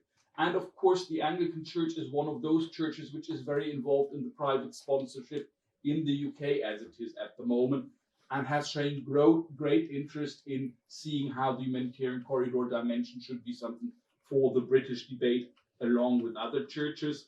And also has, it was already alluded to, in one of the smaller churches here in Belgium, which was involved in the humanitarian corridors program, and therefore very, very much welcomes this initiative, also underlining that in Belgium it's been an interfaith and ecumenical initiative which generated a lot of support. I'm very, very grateful myself that I have the chance to be here, and that also we've been in intensive contact with the Italian colleagues over the last half year when the idea first became public, and I think it was very, very good that it was so interactive. Lots of people say, where is the concept? And I always say, well, there's work on it. You'd rather better come with a good concept than coming one with it, which is half done earlier. And I think that's what we've achieved. And I'm very grateful for the Italian colleagues to take up initiatives and sometimes listen to my nagging, are you really wanting to do this remarks? So thank you very, very much again. For us at CCME, humanitarian corridors are a very, very important thing of what we a number of years ago have labeled the safe passage system, a system whereby different mechanisms allow safe access to Europe for those seeking protection and also under different logics for people who might want to come for labor purposes to Europe as an alternative to the dying in the Mediterranean. Having had the chance to hear the colleagues' presentation and also having been part of some discussions lately, it is very, very obvious that there is a great degree of interest and growing support among European churches for the project of humanitarian corridors.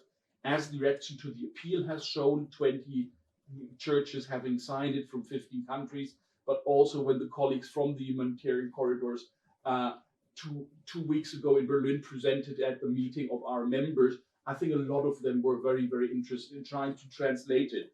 Because that's something I would like to underline. Humanitarian corridors will not have a one-size-fits-all. They will look very, very different from country to country. I know the Scandinavian colleagues are always turning pale when we tell them that the civil society is taking over a lot and church and faith communities. That doesn't really match with the Scandinavian idea of a welfare state. But I think a number of components will remain no matter where it is.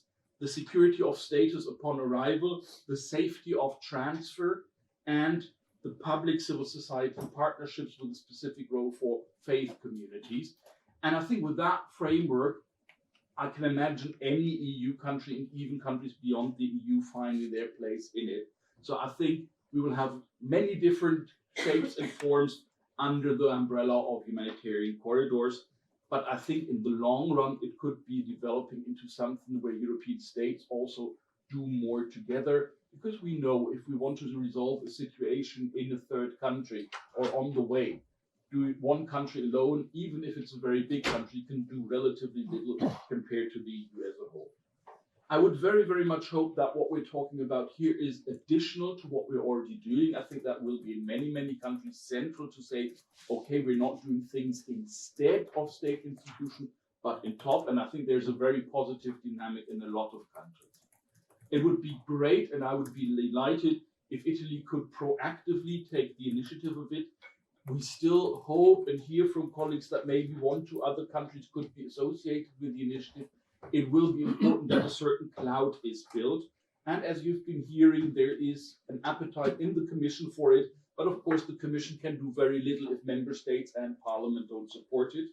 Once again, I would hope that this Parliament would be a powerhouse of the idea. It has been very much a very strong ally in asking for resettlement, making budgets available together with Council, putting pressure.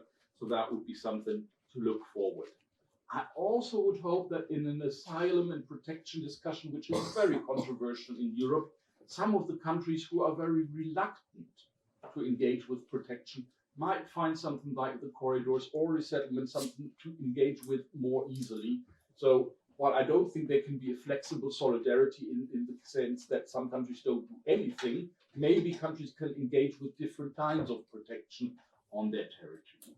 It is very clear that any of what we're doing here makes a good integration policy necessary. And I would say good integration policy includes anti-discrimination. People need to say, yes, we accept what's happening here, but we also want and expect that we are being protected. And that seems very important to me. I think overall, we would hope that this is something which could be a generally reformed approach to protection, where Europe should not only help those who are stuck in Libya and surrounding countries, but also make sure that we're not sending people back to this situation.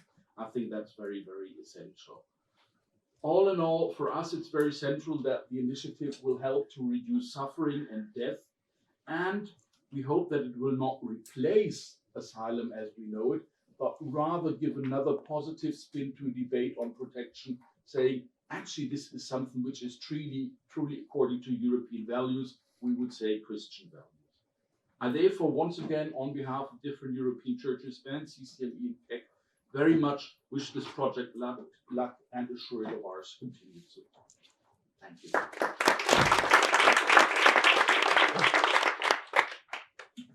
Thank you. I would like now to give the floor to Dr. Ulrich Müller, Head of Mission, Ecumenism and Global Responsibility, Evangelical Church of Westphalia. Please, you have the floor. Thank you very much. Honorable Vice President Castaldo, Honorable Vice Minister delle, distinguished ladies and gentlemen. The readiness of many people to become engaged supporting safe and legal transfer and integration of thousands of vulnerable migrants and refugees may not run into the emptiness. Therefore, it is good that also in Germany now, with the program New Start in a Team, briefly NEST, has started as the German version of the humanitarian corridors. In Westphalia, one of the over the country 3 civil society contact places is settled, namely in our Protestant Institute of Church and Society near Dortmund. In our regional Church of Westphalia, with its 2 million members, we not only have a long-standing experience with civil society and social engagement, we have also the necessary know-how. The churches and their members played a crucial role at the welcoming and integration of more than 1 million migrants and refugees in Germany after 2017. We have been strong supporters of the humanitarian corridors in Italy from the very beginning. Therefore, we have worked for some years to set up this New Start in a Team within the Protestant Church of Germany on the national level. And I'm very pleased that after all that work, we now have arrived there. Besides, we could learn from our partners, the Protestant Federation in Italy, who together with S.Egidio developed the program of the humanitarian corridors and in cooperation with the Italian government have realized this model for Europe vigorously. Safe passages for particularly vulnerable refugees to Europe, because we may not allow to drown these refugees in the Mediterranean Sea. Now there is such a humanitarian corridor also to Germany. The first refugees with the NEST program have arrived in cooperation with the Ministry of Interior, the Federal Government Office for Migrants and Refugees, with the UNHCR, churches and civil society. This German variation of humanitarian corridors exceeds what is possible at other places. In Germany, the refugees, well chosen by the UNHCR, by its protocols, already come with a safe status to stay. No more must they go through asylum procedure. The integration process can start immediately. How does this NEST work? It is with the goal to develop a scheme suitable for the German context in a pilot project at the moment, in cooperation between the Ministry of Interior, the Federal Office of the Federal Government for Refugees and Migrants, and the Federal Commissioner. They have expressed and committed their political will, and they provide the legal framework. And they provide also access to all the rights of social and health rights refugees with the status receive in Germany. Then the civil society. It is welfare associations, churches, other faith-based organizations invited to join, NGOs and foundations. They come in with their knowledge and their expertise, and with their many, many members, the people at the grassroots level who are ready to make a difference together. And so there are throughout Germany 3 regional contact points, one in Berlin by the Red Cross, one in southern Germany in Freiburg by the Caritas, and one near Dortmund in the Westphalian Church for the Protestant Church in Germany. And their task is to make integration a success story.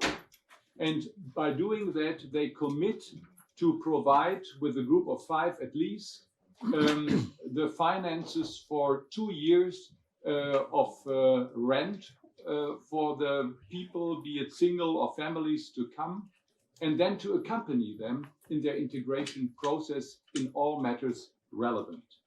And the UNHCR, of course, is responsible for the selection and referral procedures by protocol, and this works very well And from Lebanon, we also know it works well in cooperation with the humanitarian corridors of the program of Mediterranean Hope, as they have been working together in the past already successfully.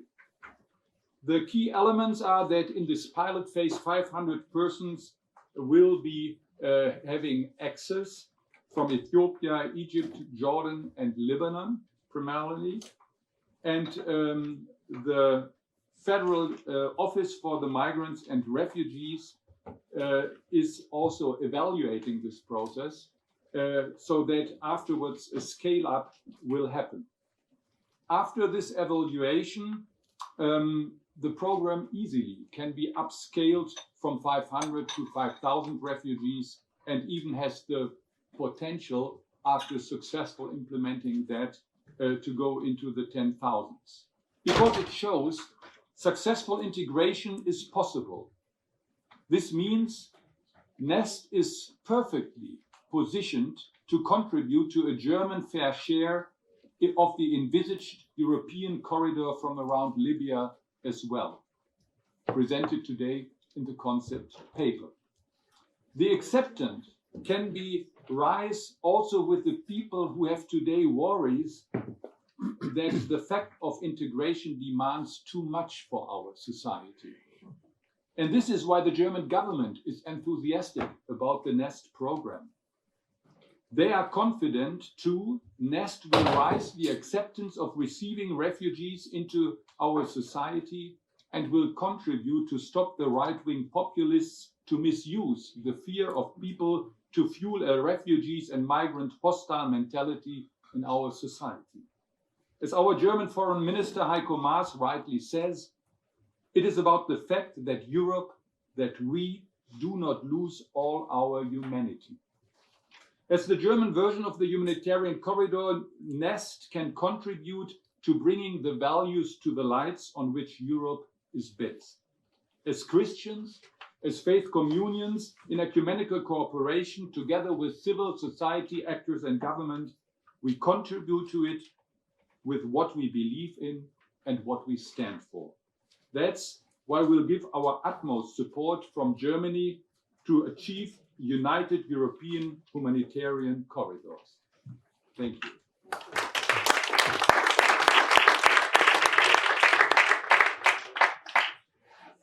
Thank you, Dr. Müller. I would like now to give the floor to Director General Luigi Maria Vignali. He is the Director General for Italian Abroad and Migration Policy at the Ministry of Foreign Affairs and International Development Cooperation of Italy, and he will give us a view on the perspective from Italy. Thank you, Luigi Vignali. Thank you, Vice Minister. Thank you for the invitation, which allows me to elaborate on the vision of real, genuine European humanitarian corridors, and maybe also to answer to Professor Naso's question about Italian role on it. First of all, I would say that there is quite a widespread agreement in this room on the need for immediate action through humanitarian corridors, also through humanitarian corridors, in particular in Libya, to alleviate the sufferance of refugees and vulnerable migrants there. I'm referring to Libya, as you know, is a particular concern for Italy and for Europe, the situation there, also from a humanitarian point of view. So, in Italy, we have adapted this objective through humanitarian corridors with a number of tools, resettlement, direct evacuations from Libya, so different solutions.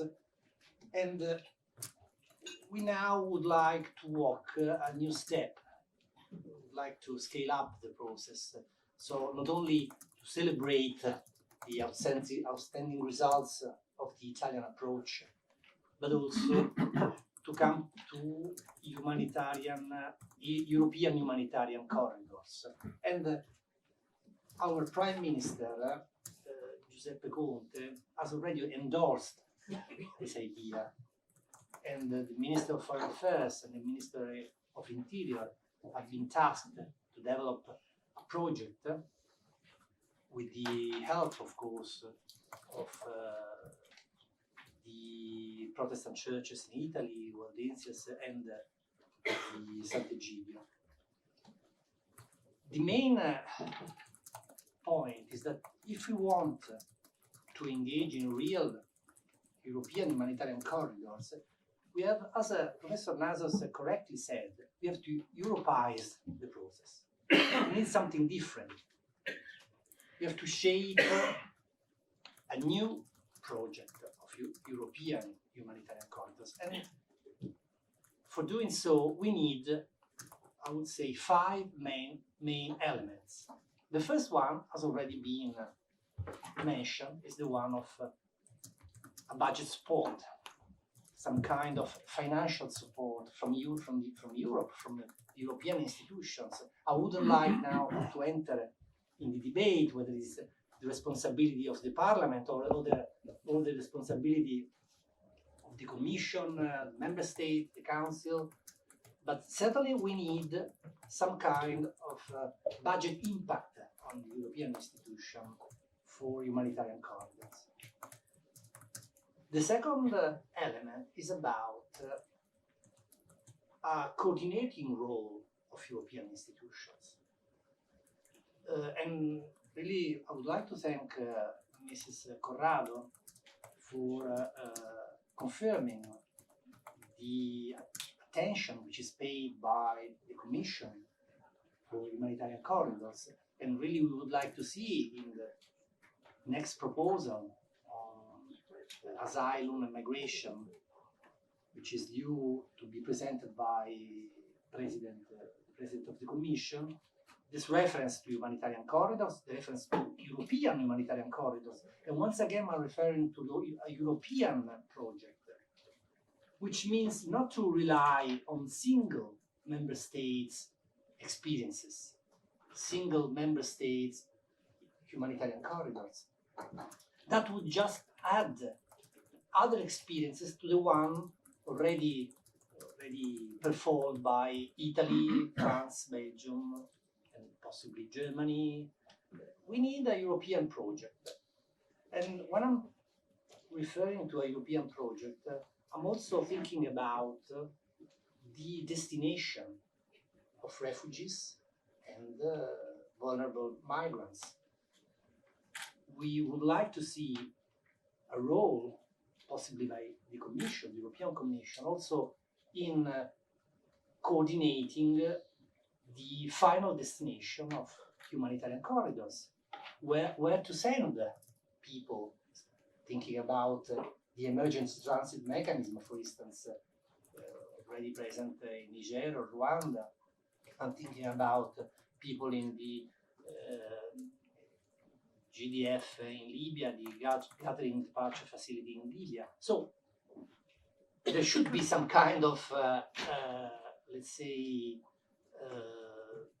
coordinating body for a European project on humanitarian corridors. Not only rely on the goodwill of single member states. Otherwise, it wouldn't be a true European project.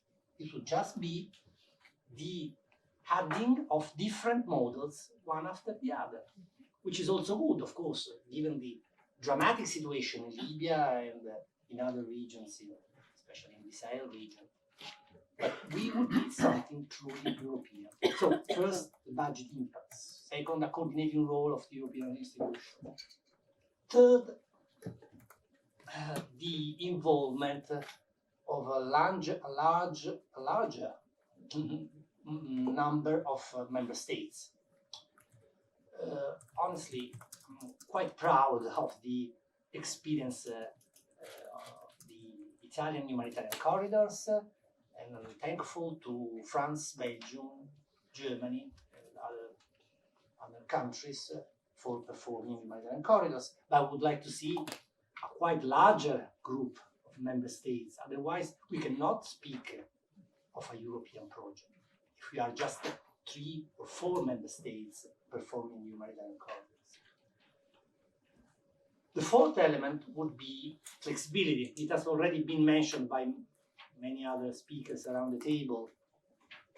Every country should be able to choose its model, either based on confessional churches or on civil society, or on already existing models for hosting refugees. So I wouldn't elaborate more on that. The fifth one would be some kind of common approach for operating on the ground. And I'm thinking to three main areas for a coordinated approach on the ground, thinking about, for instance, Libya. First, the geographical scope. If we want to launch a European project for humanitarian corridors, we should focus mainly on Libya, possibly on other areas where UNHCR is already present, such as Niger, or maybe also Rwanda through the emergency transit mechanism.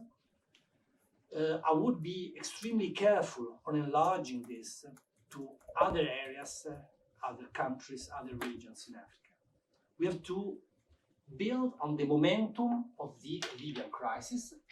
There is a widespread attention also in the public opinion for the humanitarian corridors and for the situation, the dramatic situation in Libya. So let's build on this momentum. Let's focus on Libya and on the surrounding region of Sahel, and I'm mentioning Niger and Rwanda.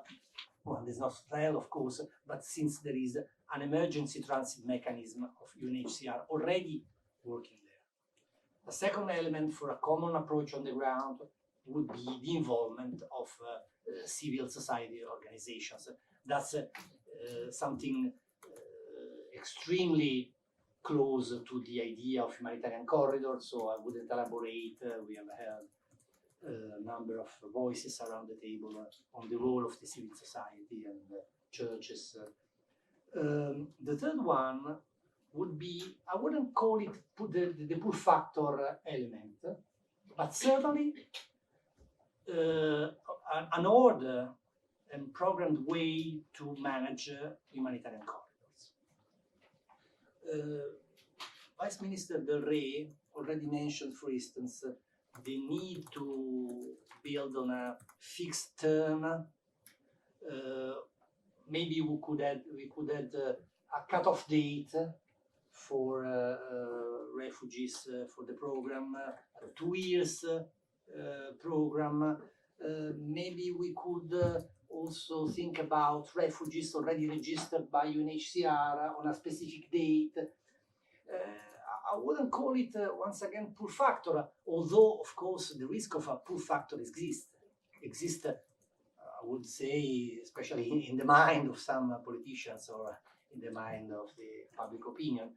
But it is useful to build a clear program, a clear strategy, and to perform it orderly. So, a common approach on the ground. Let's focus on Libya, on a specific area. Let's involve civil society, and let's avoid the pull factor, as I was saying. As to the role of civil society, and I'm concluding here, as to the European project, we see three main elements: identification / selection of the refugees and most vulnerable migrants, of course, in very close cooperation with UNHCR. Second, the pre-departure orientation. This is essential to a good result, the pre-departure orientation, which is a language tuition, cultural preparation, and so on and so forth. And third, of course, the post-arrival support and the integration activities. So, trying to sum up all these 5 elements, budget, European budget, coordinating role of European institutions, large number of European countries involved, fourth, flexibility, fifth, common approach on the ground, which means geographical scope on Libya, avoiding pull factor, a role for civil society organizations, and the role of civil society organization means selection identification with the UNHCR, pre-departure orientation activities, and post-arrival and integration activities. On this basis, Italy is, and I'm answering now Professor Naso's question, is certainly ready, more than ready, to lead a campaign, a European campaign for European humanitarian corridors. We are ready to share our expertise. We are ready to cooperate also through our embassy in Tripoli. We are all the only country of the European Union, member state of the European Union, holding an operating, an active embassy there. So we are ready to cooperate through our embassy there. We are ready, in other words, to lead the process. Otherwise, we will go on with our experience, of course. We will not renounce Italian humanitarian corridors, but this would not be a European project. Thank you.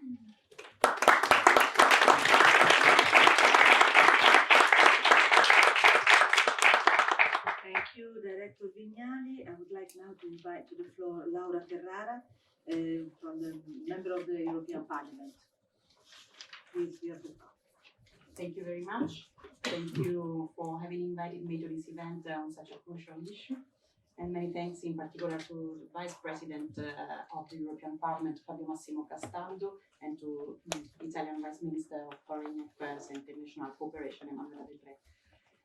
I would like to hereby express my strong support and praise the work that the S.Egidio community, together with its partner organizations, are doing in providing safe and legal ways for refugees to reach Italy. The results that they have achieved are impressive and should be used as examples for other associations active in other member states to do the same, and for the whole Europe to step up its efforts in providing humanitarian corridors for those most in need of international protection. As Europeans, we have a moral responsibility towards those who are suffering, and we should do more at the European level to ensure a safe way to Europe to apply for asylum. As a politician, we have always stressed the importance of creating safe and legal pathways to the EU for those who are in need of international protection. My party, the Five Star Movement, has placed a great importance on this issue and put this point at the forefront of its commitments for the European elections in 2019. Also, in this new parliamentary term, we will continue to stress how Europe needs to step up its efforts to increase legal ways for refugees to safely reach Europe and thereby apply for asylum. I've always said that the legal alternatives to irregular arrivals are the only viable alternative to disrupt the business model of smugglers and traffickers, and to lower the death toll of those who try to reach the shores of our continent through perilous journeys, putting their lives in the hands of traffickers. People who do not hesitate 1 second to put children and pregnant women on the ice or overcrowded rubber boats and leave them to their fate in the waves of the Mediterranean. According to the UNHCR in 2017, 3,139 persons are estimated to have died or gone missing in the central Mediterranean, many of them trying to cross from Libya to Italy. And this tragic trend continues in 2018, with some 784 persons dead and missing as of the 11th of June 2018.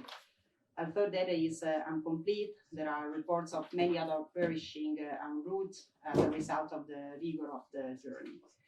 Unfortunately, those who died in the Mediterranean are only the most visible victims of a business model that has its roots in countries of origin and has hubs in the main countries of transit of migrants.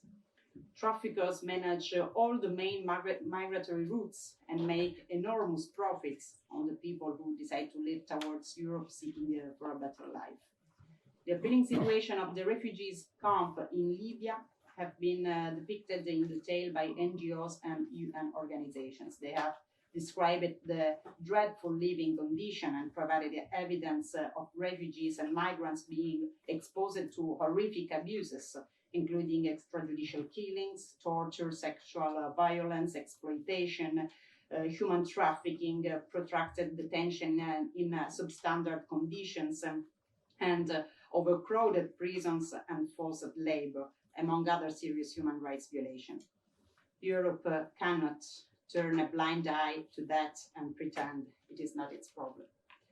So since the beginning of the previous mandate, the Parliament has been very vocal in asking for investing in legal alternatives to irregular migration, both for those in need of international protection and for enhancing the opportunities for labor migrants. The response from the institutions have been limited, and so far very little has been done at European level to address this issue.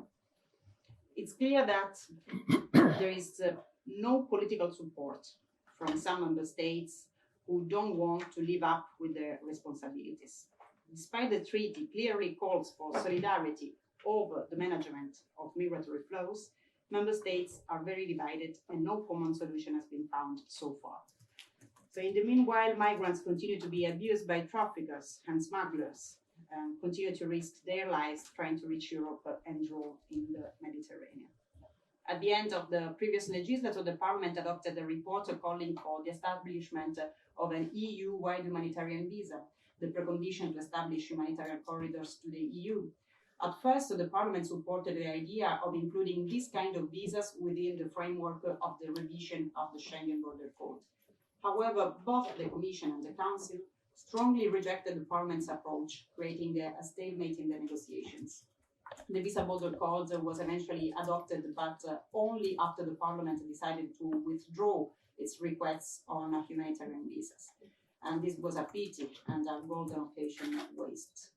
So nevertheless, the rapporteur, the actual chair of the Committee on Civil Liberties, Justice and Home Affairs, Juan Fernando López Aguilar, worked very hard to have the Parliament adopting a clear position on this issue, even if through a non-binding resolution and not through a legislative act, the so-called INA report. So the Parliament, in its resolution, called on the European Commission to finally come forward with a legislative proposal on this issue. This was not an easy task, and we supported the rapporteur in overcoming the strong opposition of some European political parties, including the main political family of this House, the European People's Party. So it's very unfortunate that the Commission decided not to follow up on the Parliament's request, as it comes from the only institution that truly represents the interests of the citizens of Europe. I hope that the new European Commission will follow the request of the European Parliament and will present a legislative proposal to establish a humanitarian corridor in the European legislation. So we cannot simply close our borders and ignore the plight of those most in need. If we are to meet our moral and legal obligations to help those seeking asylum, we need a mechanism that allows those most in need to reach Europe safely. Humanitarian visas would allow those most vulnerable to travel from third countries to the member state in which they will then seek asylum. Although some member states have provision to allow for this, there is currently no EU-wide scheme. This gap needs to be bridged, and we will do our utmost to make sure that our requests are heard by the new von der Leyen Commission, while it will design the new pact on migration that it has promised to deliver.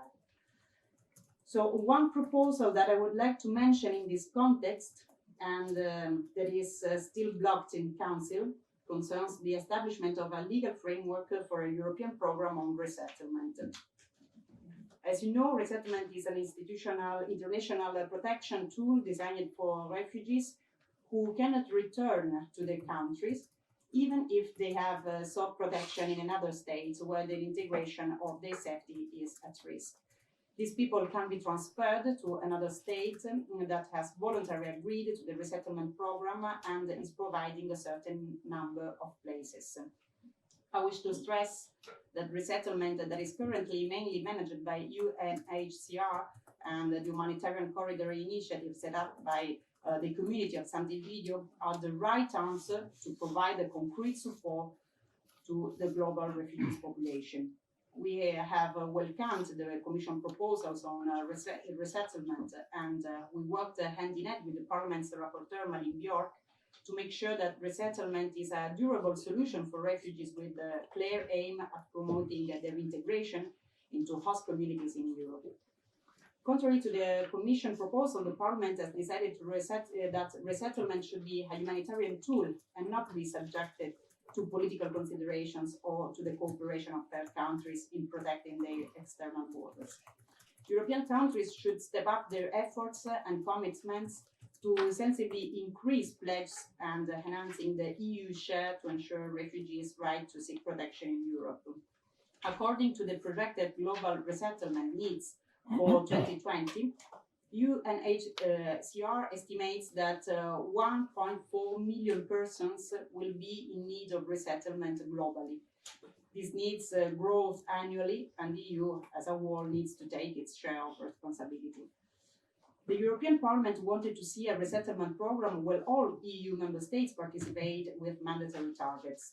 According to the Parliament position, the EU should take on at least 20% of the annual projected global resettlement needs, as defined by UNHCR, which would equate to around 250,000 people in 2017. However, member states within the Council have rejected this compulsory nature of the program outright. As a result, as I mentioned, this file is unfortunately still blocked in the Council. So I still hope that member states will realize the importance of financing such a program and will unblock the negotiation as soon as the new Commission takes office. So, however, the reality today is different. Instead of welcoming refugees in Europe, member states are seeking to externalize the migration issue by paying dictators or failed states to deal with the so-called refugees emergency. So, leaving aside the whole humanitarian concerns of this approach, it is clear that this could not be the answer and would not be a viable and durable solution in the long run. It is not by sealing its borders or outsourcing the management of the asylum application to third countries that the flow to Europe would stop. People will continue to try to reach Europe's borders and dreaming of interrupting these fluxes is impossible. So the reality is that Europe needs strong and viable legal alternatives to irregular migration. This initiative, as the model implemented by the community of S.Egidio, represents a good practice in Europe that should be replicated while waiting for a clear answer by the EU institutions and its member states to finally step up their efforts, take their share of responsibility, and ensure solidarity to those in need. Thank you very much.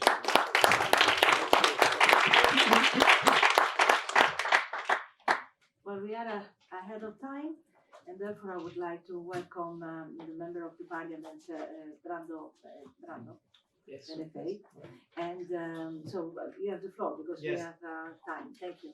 Yes, thank you very much. I'm sorry, I'm just coming. I wanted to listen to a few interventions, and I'm happy to give my contribution. I'm the head of delegation of the Democratic Party in the European Parliament, in the Socialist and Democrats group, and I want to really appreciate the organization of this event by my colleague, Vice President Castaldo, because I think it's very, very important that we show to the broader European institutions community that is also represented here, with the various institutions I see being present here, the very important practice of the humanitarian corridors that we have seen, in fact, being put in place also by the ones that are hosting and co-organizing this event with my colleague.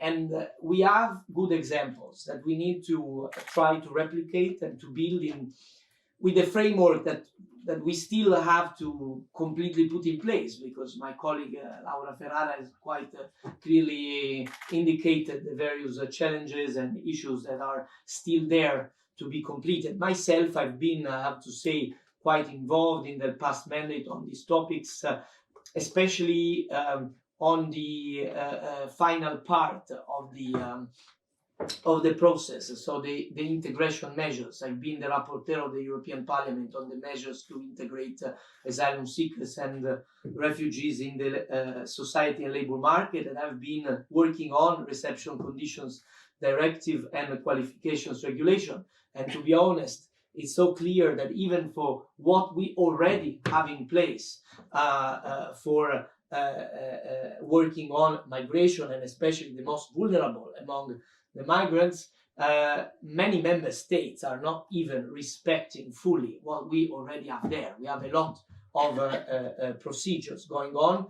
And so I think it's a big challenge, also a big challenge to show that the European Union is able to put its act together again, that we really see an advancement on the package of measures that the new Commission has also announced to propose. And we see that, in fact, this is one of those topics where, unfortunately, the EU is not even late.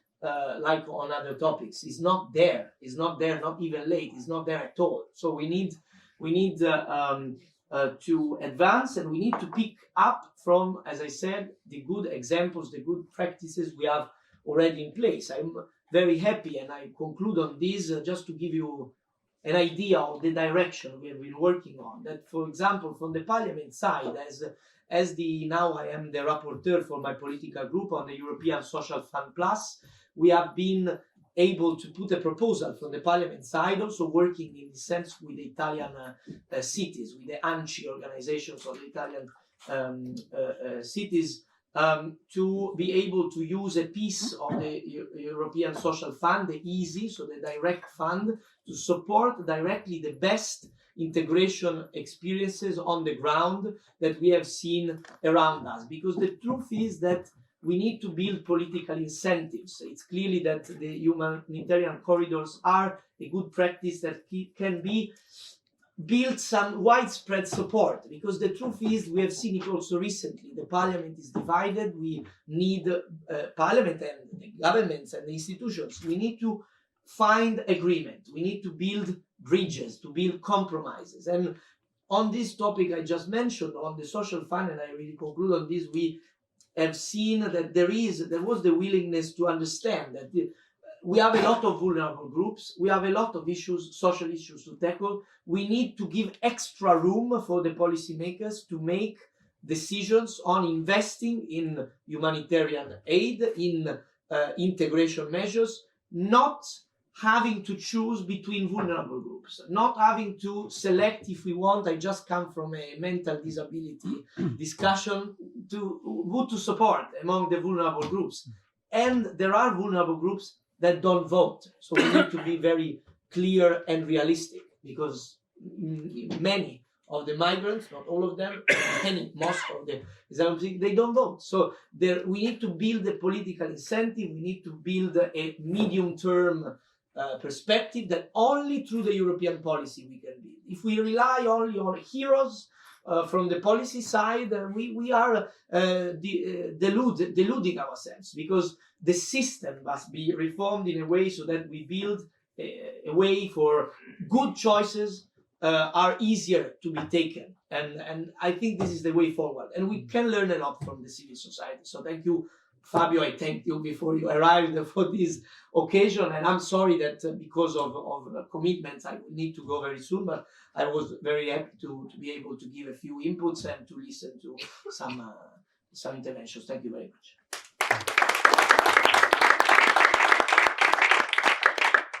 Thank you, Brando, for your presence, for the participation, the important reflection that you shared with us. You should be aware of the fact that as MEPs, we have multiple events at the same time, so we are running from one floor to another. I was just 2 minutes ago in a meeting with the Minister of Foreign Affairs of Northern Macedonia, Nikola Dimitrov, to start, of course, to deal with the issue of the restarting of the accession process for them after the non-decision of the Council last month. And of course, I think that is crucial what we are doing now to exchange sensibilities, vision from the different political perspective. And in this light, in this regard, I would like to give the floor to Nicola Procaccini, that is a member of the Libe Committee, newly elected with the new term, also part of DCR group and of Fratelli d'Italia. And please, Nicola, you have the floor if you want to share some remarks with us. Yes, thank you very much for giving the floor. And thank you for this opportunity to exchange views on such a key topic. A little bit less to force me to speak in English. I'm not able like him, but I'll do my best. As Massimo said, and Fabio Massimo, I don't understand which one is do you prefer, but I'm ecumenic. Right.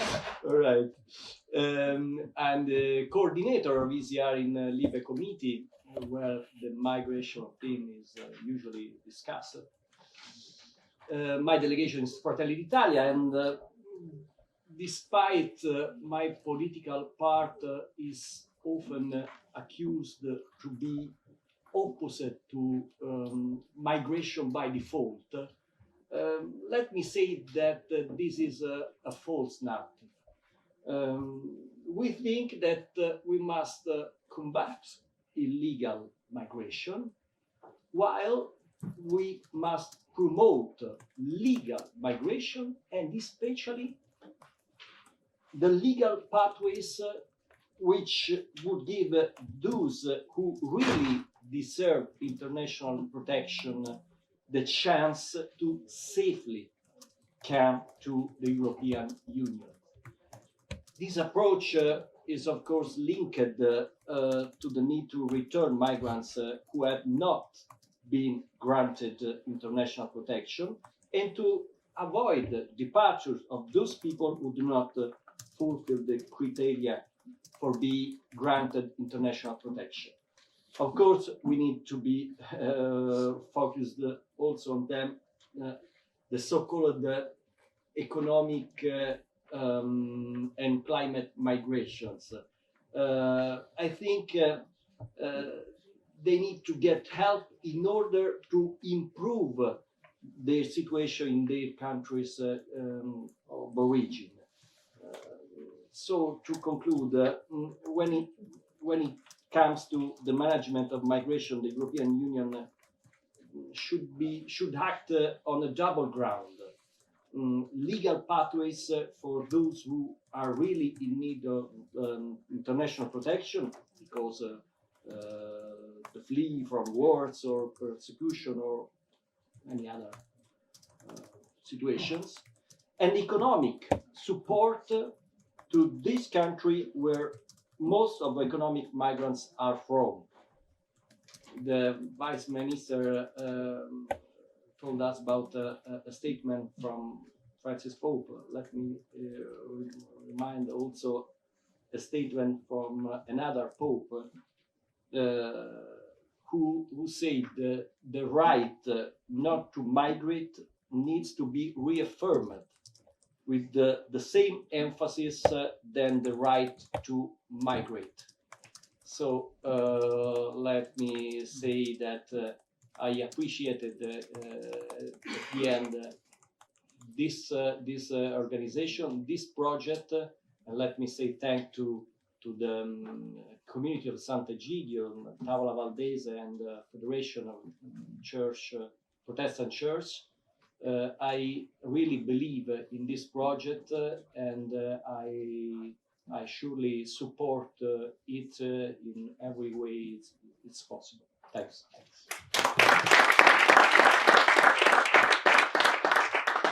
As you can see, at the European level, we are much more keen to work together to try to look for what is unifying our sensibility instead of emphasize what is dividing us. And this is a kind of culture of political exchange, how politics should normally be done, that I think we should also try to transfer to the national level, in which unfortunately the narrative sometimes is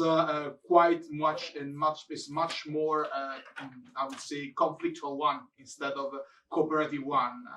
Being here in a parliament in which there are 7 different political families and delegation from 28, maybe 27, unfortunately, who knows, in a few weeks, member states is developing exactly this culture, and I think that is a huge advantage for the work that Parliament has to do inside the framework of the institutional balance of power among the different European institutions to move on the agenda to achieve the goals we need to achieve. I don't know if there is somebody else who would like to raise a short question or an additional remark.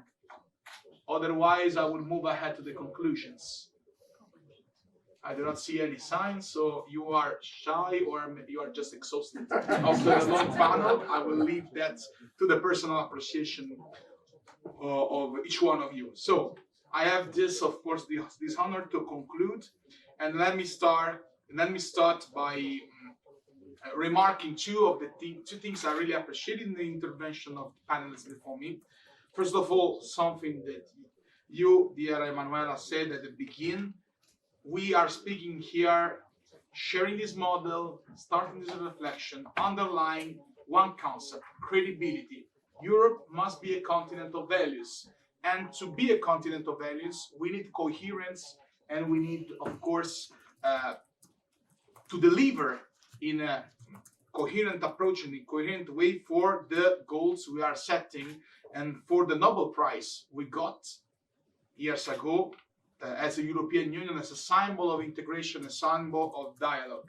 But of course, in this case, if you want to deliver, we need to create positive pressure from the national level, from the civil society, for all the actors that would like to be engaged.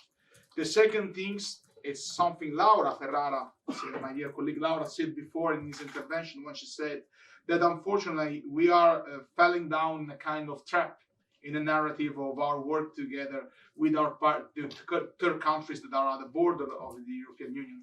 The trap in which we think that we can externalize the problem by outsourcing the way in which we are managing our borders, in which we are managing the issue and the crisis of migration. And this is a mistake for 2 reasons. The first reason is because, of course, this is not coherent with the set of principles we were saying before. But the second reason, much more pragmatic and evident, is that doing this outsourcing, we are giving a powerful leverage in the hand of these third countries that can be used against the European Union, can be used against our agenda, as unfortunately happened, for example, with Turkey, a country that now is still a candidate country, but is not fulfilling the obligation of respect of human rights and respect of the commitments they took when we set this agreement with them, and now knows very well that at any moment, if you are blaming on them for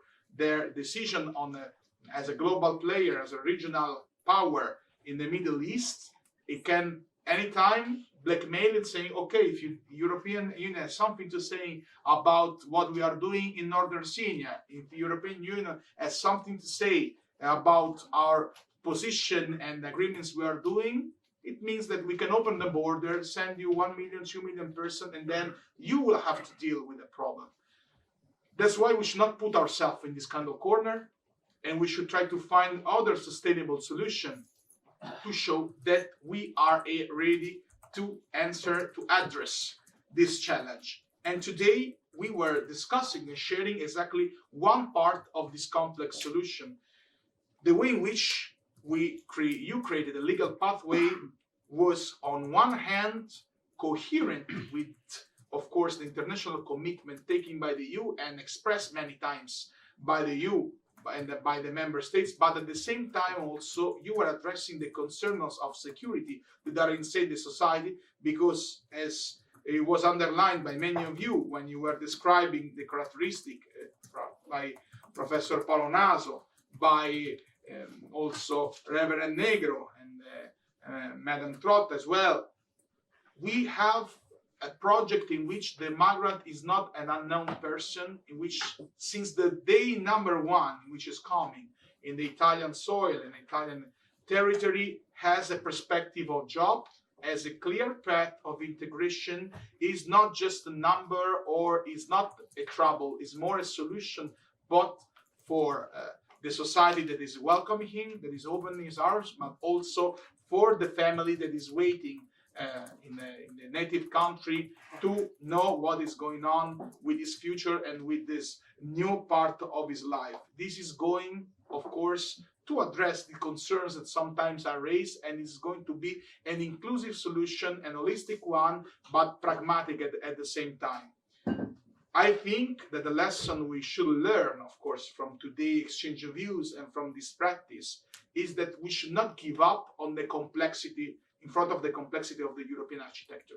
As I told you before, unfortunately, this parliament is still deprived of very important rights and powers that are normally belonging to the national parliaments. First of all, the right of initiative, because we are always obliged to wait for the European Commission to listen to our reports of initiative or to listen for our political pressure, but we do not have any legally binding mean to trigger the legislative process. But second of all, a full power of budget, because we strengthen with the Lisbon Treaty the competence of the annual budget, but in the multi-annual financial framework, these 7 years framework budget, the Parliament has still stuck to a constant procedure in which we can just say yes or no to the whole package, but we cannot amend any single chapter, any single line. And this, of course, is a trouble, because if we want to push, for example, the governments and the council to be more committed to enlarge this part of the budget that is linked to the migration flows and management, we do not have the tool. Or we should use the massive, if you allow me this comparison, the nuclear tool to reject the whole budget, to risk a provisional exercise for the future, to push them again to be coherent with the tools we need to deliver. I think the Parliament should be ready also to do that if we will not be satisfied of the final result. But before, we should let understand that we will be ready to use this, to let understand to the governments, to let clearly see them that we will not abdicate from the role the citizens gave us to represent their voice, to represent the priority they were expressing during the last European elections. At the same time, of course, what we can do together, we should try to build up this alliance. The Parliament, the more enlightened government, I would say, if you allow me to use this expression, and the civil society that you represent, together with the different religious communities, to push the council and to push the commission in this regard. We can, I think, try to continue this roundtable to make something structural, to provide papers, to provide experiences we did today, and to say to the council that we are ready to go ahead to put this pressure on the civil society, because we want an answer, and this answer should come now. If we will fail to have an adequate budget next year, it means that despite our good commitment, despite of our willingness to be effective, we will not have the means to make the difference. So that's why I think that especially next year, especially with the starting of this new negotiation that will be held during the semester of Croatia in the next in the first half of 2020, it would be nice maybe to organize a conference again, even let's see if you want to do that at the national level. Let's see if you would like to do that, maybe something parallel, maybe in Zagreb, in the same time in which there will be the discussion for the package, or to find any other stage to let hear our voice. Together we can make it. I truly believe that the Parliament and all of you can be allies in this path, and we can really find the right way to say that there is no time again to postponement, to have declaration and not write proposal. We have to unblock it, and we can unblock that together. I strongly believe, and once more, I really thank all of you for the commitment, the passion, and really the coherence with which you are doing what are you doing every day. You will find always an open door from us in this parliament, and we should not give up, especially now in which we can really achieve the goal for which we are all looking for. Thank you very much once more.